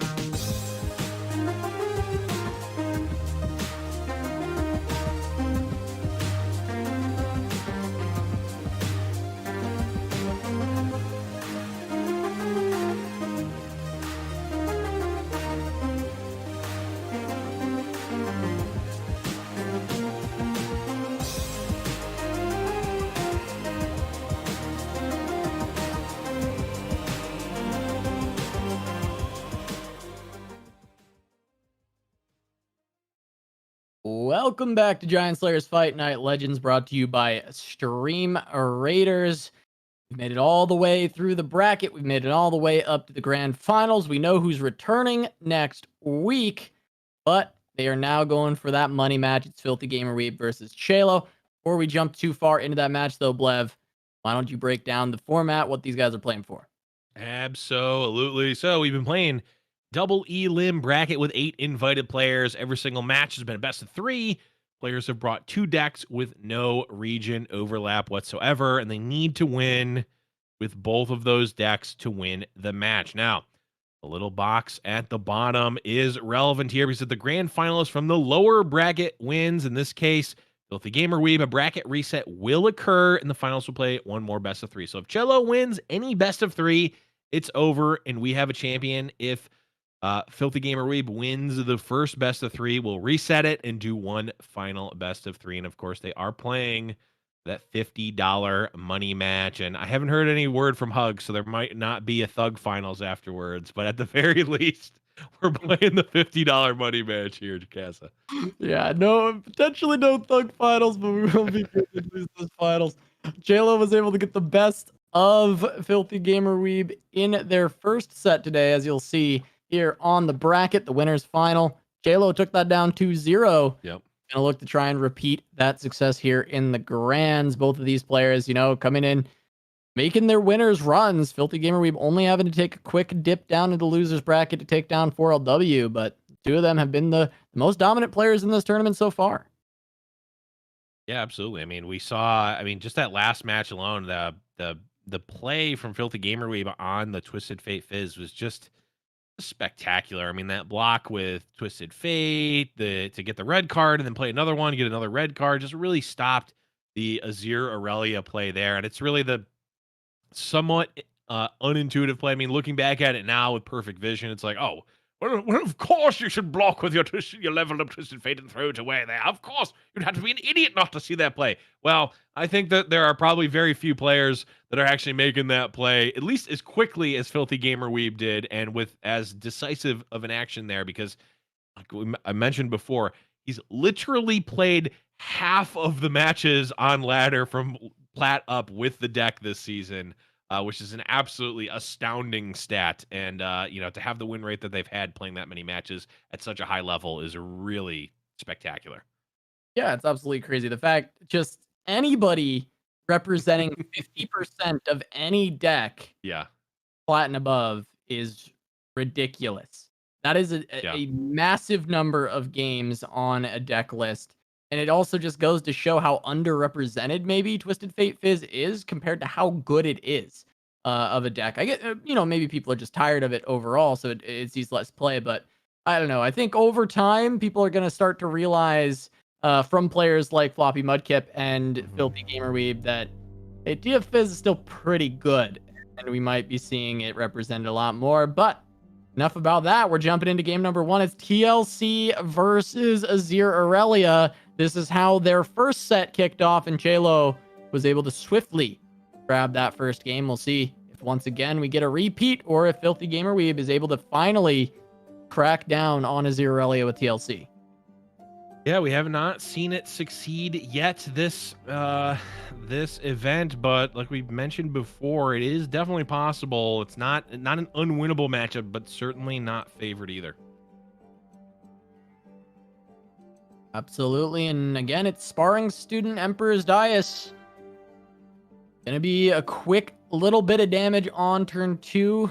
Evens maybe less punishing than odds attack turns, I will say. At least at the start of the game. And there's a lot more threat coming out, and that's even just gonna be an ice shard to deal with the sparring student. So it is going to be an attack token without any damage, and then turn 3 into attack token. So first chance will be turn 4 for Chelo to actually get anything out, and Filthy Gamer Weeb will even potentially have the access to a Withering Wail. Granted, that's not a great answer to an Azir, but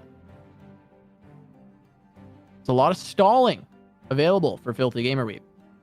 Yeah, this is one of the matchups where just playing the Lissandra on 3 is quite good. In fact, it does block all of the It blocks basically every small thing, all the blades, all the sand soldiers, even blocks Azir,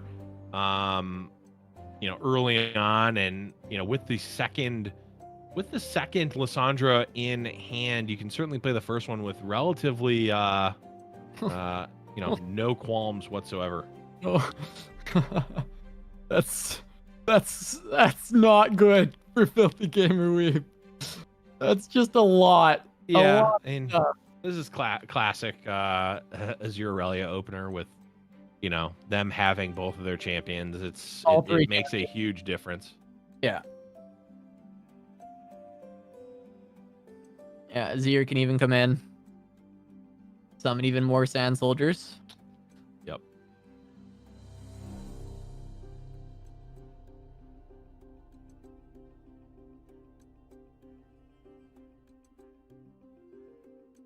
Not quite the level onto Azir. It's not quite there, but it's very close. Yeah. Oh boy. In all things considered, only down to 11 is not the worst. Bad. Problem is like Trundle can come down next turn. That's fine-ish. But does it really do anything? Well,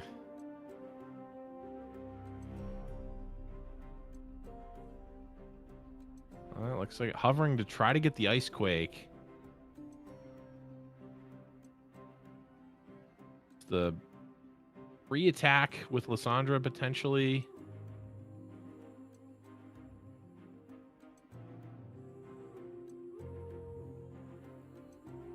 Gonna open up with the Trundle. Now you've got 2 units that can block. I mean, Trundle can block probably 2 times. Effectively, Lissandra really only getting the 1 free block. Inspiring Marshal, I think, might put this one out of reach. Yeah. Levels up the Azir on top of that. You get the Blade Dance immediately for the Aurelia. Yep. You open with Blade Dance. I mean, we've got Withering Wail. Yeah, we've got Withering Wail into nothing, which is not great. Yeah, I mean, this is every single backline threat in the Azir Aurelia deck is already picked up. All right, you got your Azir, you got your Marshal, you got your Aurelia, you got your Deus.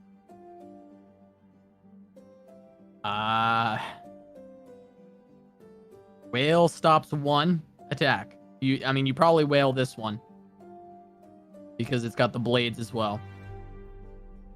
And then what? And then what? Right. Yeah, we can stop this 1 attack pretty well, which is nice. And then you're, I guess, on chump blocking duty. Wow, and grabbing even a Fading Memories on a Sand Soldier just to be able to block.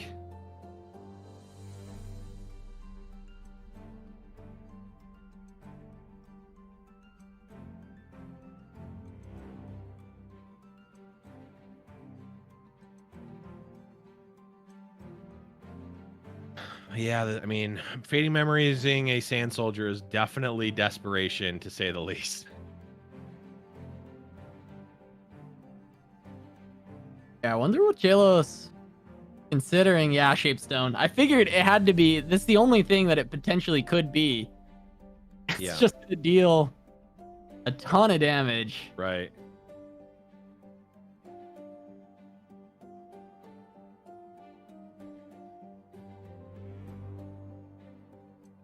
Ribbon Dancer. It's just insult to injury at this point. Aurelia's going to level up. The Blade Surge. Potentially setting up for a little Shurima shuffle. Actually, it'd only be one made, but I mean, yeah, it's done. It's just it's not gonna block. There's no reason. It's just over. He understands that you're not surviving on this turn. That's JLo taking game 1 over TLC. Maybe it's just a repeat, right? Deep comes in, might have a shot of doing the same. yeah, I mean, the chat is spamming the copy pasta, but you're basing the results off of the TLC matchup, which we already know to be unfavored, is a little silly, but I guess that's what copy pastas are for. But Stream Raiders is now open. This is gonna be the final one for the night, so make sure you're getting those in ASAP, because if Cello wins this game, that's gonna be it. J-Lo looking to close it out with another clean T2-0 as he did earlier. Playing deep. This is Mono Nautilus deep. No Maokai's at all. Kicking things off with the Dreg Dredgers, though. It's a good start, as always. You want to have your Dreg Dredgers on one. Yeah, Dreg Dredgers on one definitely, can technically provide a little bit of pressure, but also, starts the deep train off and also gives you, additional body for a Sea Scarab potentially to get an additional toss off of. All right. Lure of the Depths. Another very, very good card to have early on with deep. So far, so good for Cello on the start. Avalanche and Blighted Ravine available to help deal with maybe some of the early pressure.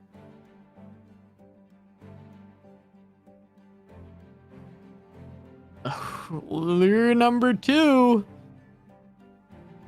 That is 2 terrible. lures is tough to deal with for sure. It really makes things go a lot faster. Do we see a Sea Scarab off that, though? Nope, but a Beast Below for 2 mana. We still could. It costs 0. True.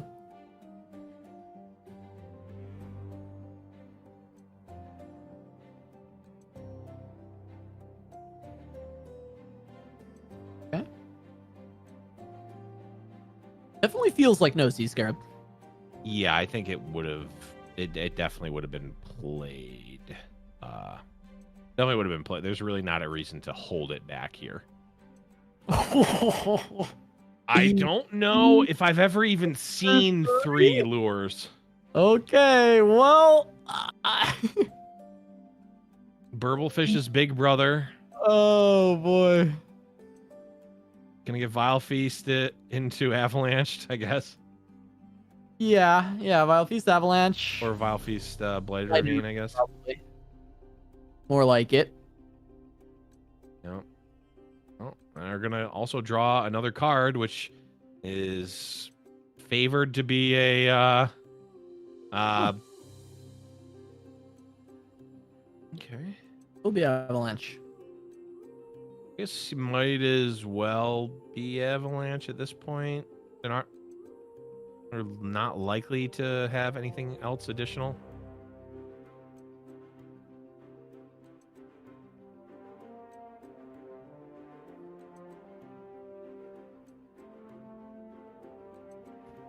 Well, all these sea monsters are very cheap.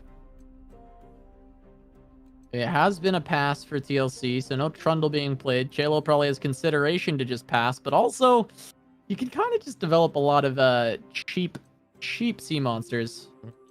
Be Blighted Ravine. Yeah, Blighted Ravine makes it a little bit awkward now because, obviously we see the Withering Whale, but, Vile Feast or anything else can potentially kill this Abyssal Eye, and depending on what Cello has, it could just be a little bit awkward. Wow, just gonna continue to develop. This kind of, to me, signifies that Chelo's maybe gonna go deep straight away. 22 cards, so he would need double Jettison. Or, it could be a combo of a lot of different things, but at least if we're talking about a sneaky attempt at going deep, it would be 2 Jettisons, and with one being played, that surely feels like there's a second one. There sure is. Well, it's going to be a lot of damage. You do have a Vengeance on the side of Filthy Gamer Weeb, though. I actually have 2, but obviously you can only cast 1 per turn. Yeah, do you want to stop the card draw, or do you want to stop 1 extra damage?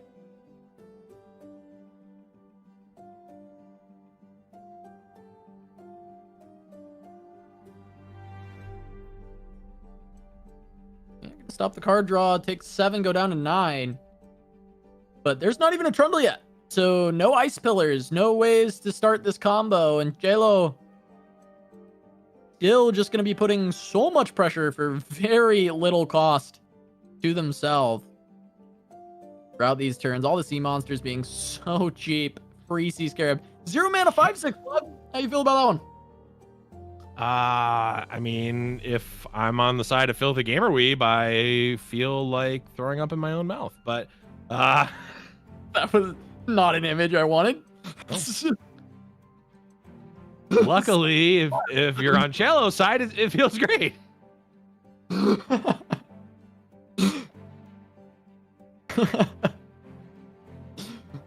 Yeah, I mean, Cello looking like they're going to be able to continue this 2-0.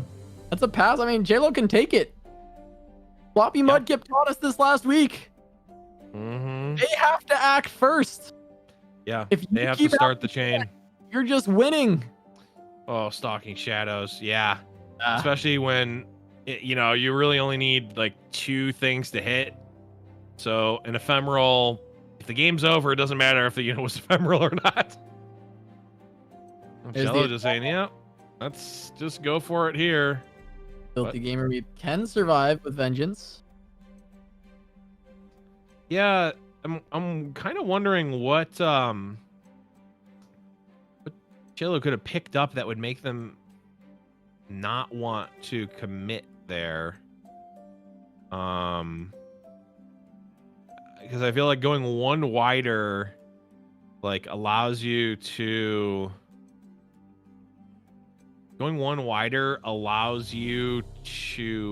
obviously still threaten lethal, but possibly bait out a Ruination. I guess if Filthy Gamer Weeb plays like Matron, all of a sudden it gets, they're able to in 1 action put out 2 blockers, so that makes sense.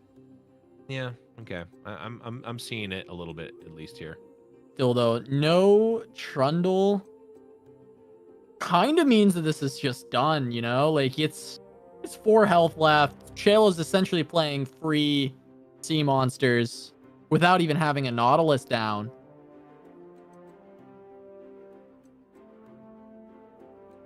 And we might have Deep taking another tournament.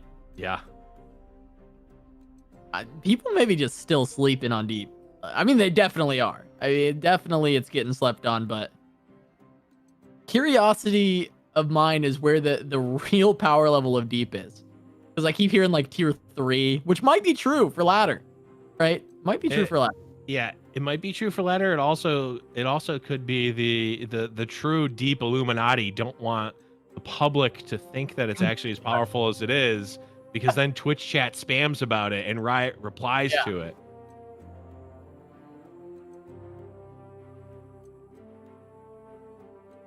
It just feels like, yeah, maybe it's just the god tier Deep players just spreading the info that it's bad. I mean, I do believe that it's not great on ladder. Like, I get it. Like, when you're just running into random stuff, but it feels like Deep is pretty consistently doing well against tournament decks, against tournament lineups, especially when bans are available. So interesting to see it come in and take down a fight night. I feel like I see Deep do better in ban formats. And there's a treasure trove. So do we see the Ruination come out, or? I mean, just for fun. you can Ruinate for fun. Yeah, I mean, trying to think. Gamer Weeb could effectively be at 10. So technically not dead to open attack right now.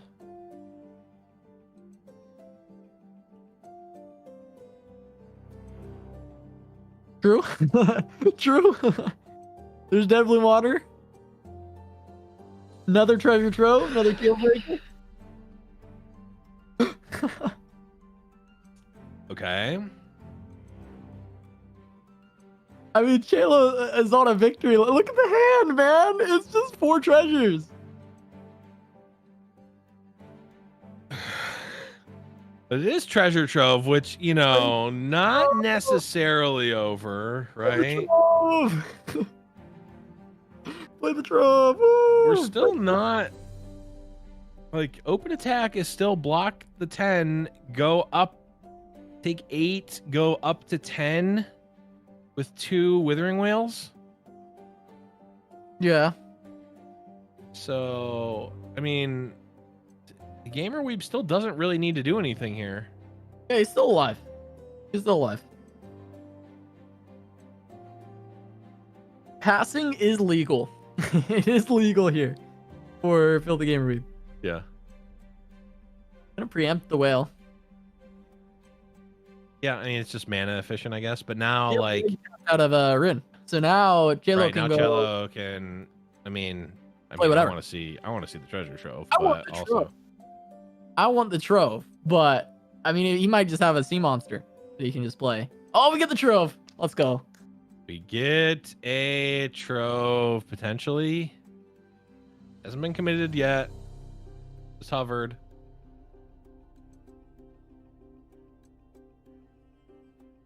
I mean, the treasure trove can be anything, so you just have to cast it.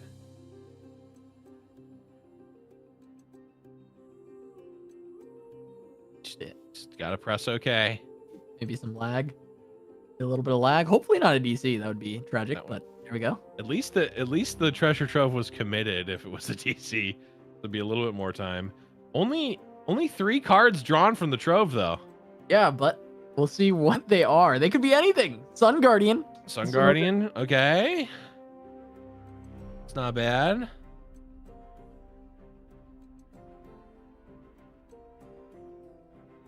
What could the other 2 be? Okay, it was cards not worth playing. Fresh offerings. They didn't want to predict, which is weird. They had a free 2/3 that they could have predicted with. JLo's deck. What's that? There's no cards in JLo's deck. Oh, which means their hand is 3 Nautilus and Oh my god. Yeah. I mean, there's 3 Nautilus in hand. okay. There's no deck for the Watcher to destroy. I mean, but now, well, okay, there's gonna be Nautilus plus Nautilus spell, I guess. Yeah. Nautilus is gonna put a lot of cards back.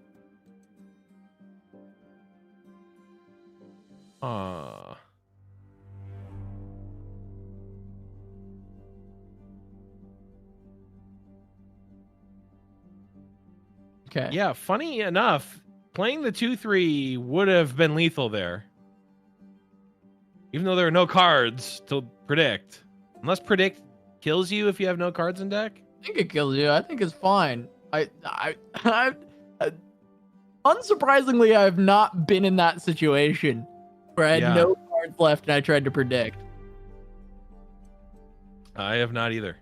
But I mean, now it's a Nautilus. I don't know how many cards are left. There's still the treasures. Oh, we don't. There's not even pillars right now. No, there's still no Trundle. Wait. Okay. Yeah, we've got treasure trove as well. JLo still has to be careful because he's got the Sea Scarab. It's gonna toss. Oh, that is actually true. Like, he can shuffle Nautilus, right? And that's untossable, but... Right. Can you Riptide your own unit? I don't think so. I don't know. I imagine not, actually. I wonder if JLo went 2 in. It'd be real funny. It'd be real funny if he decks out. I mean, we found this out before, but it will only get the last breath here because they all died at the same time. So was not quite enough. And now 2 more Nautiluses in hand. So yeah, there's 2 more Nautiluses. But I mean, if there were no cards in deck right now, it would be over because there's not a target for the Nautilus, for the Riptide. Okay, but Nautilus plus whatever we get off the treasure trove. I mean, if there were no cards in deck right now, it would still be over, and Gamer Weeb would win here. Plus, Cello has the ability to oh, it's just over right now. Okay. Is just gonna finish it off. All right. Well, that was a sweet way to end it, I gotta say. Have been added to the game, so now Treasure Trove finds it more often. Oh my god. All right. J-Lo takes it down. Takes the 2-0 once again. And J-Lo finds himself the Fight Night champion. Oh my god. Yeah, I mean, that was crazy. I mean, a crazy win. I mean, Deep certainly has been, like you said, sort of off the radar a bit. Azurelia really came in full force in this tournament, and we see Cello taking down the 2-0 in the grand finals from the winner's side, and that is gonna secure the dub. Yeah, Cello showed up, played 8 games of Runeterra, and walked away a champ. He didn't lose a single one. He just walked in, 2-0'd everybody, walks away. Yeah, well played. Yeah. Deep in Azurelia. That was the sauce for this week. I mean, just the bracket. J-Lo, 2-0 Caius. J-Lo, 2-0 4LW, 2-0 Filthy Gamer Weeb, and then once again, 2-0 over Filthy Gamer Weeb. Just J-Lo, just a perfect run. Pretty rare we see that, actually. Generally, I think it's happened, but rarely that we actually see 0 games drop total across the entire run. Just 8-0. Yeah. Last week we saw, I think, 1 off of the maximum number of games played for a player in Fight Night, and this week we see literal minimum number of games, and that is a dub for J-Lo. I mean, really great performance. I mean, Azurelia certainly finding its footing in a tournament lineup. I think it's in the Fight Night format, it's certainly more prevalent because in the other format where there's bans, a lot of times it eats the ban, which sort of, I think, artificially inflates some of the other decks. I think TLC is even better in that format because you never have to play against Azurelia, which, there's a bit of a power struggle there. But here, hey, you got to win with both of your decks. You cannot bring a bad deck. You really don't want to bring a deck that can get 2-0'd. So, having the format be mixed up a little bit certainly does open up some different possibilities for some of these decks. Yeah, absolutely. I mean, J-Lo bringing a deck we talked about being potentially a signature. Now, I haven't always associated Deep with J-Lo, but he's clearly someone who enjoys the deck and is enough to and feels confident enough in it to bring it to a Fight Night. I mean, normally of random 7 we think of a Rigby as kind of the big deep players, at least in the Americas, but J-Lo throwing his hat in the ring. I mean, the Brazilian players are going to come at me, but because of course there's like Trevo and some of the other Deech is also a deep player, but I was talking about the seasonal mostly here. Don't hurt me. Marcus also won some pretty high profile events with Deep as well, but he hates the deck so much. You're certainly. It's not the type of deck that's like. It's not like 4LW bringing the Trundle timeline deck where it's like, okay, maybe there's some power there, but also that's just a fun deck. Deep is not like a novel thing. Like, you're not just randomly bringing it out. Like, I really want to play Deep today. Like, there's a reason I think that you bring Deep, and there's a level of comfort that you want to have with Deep, to bring it to a tournament like this. Yeah, absolutely.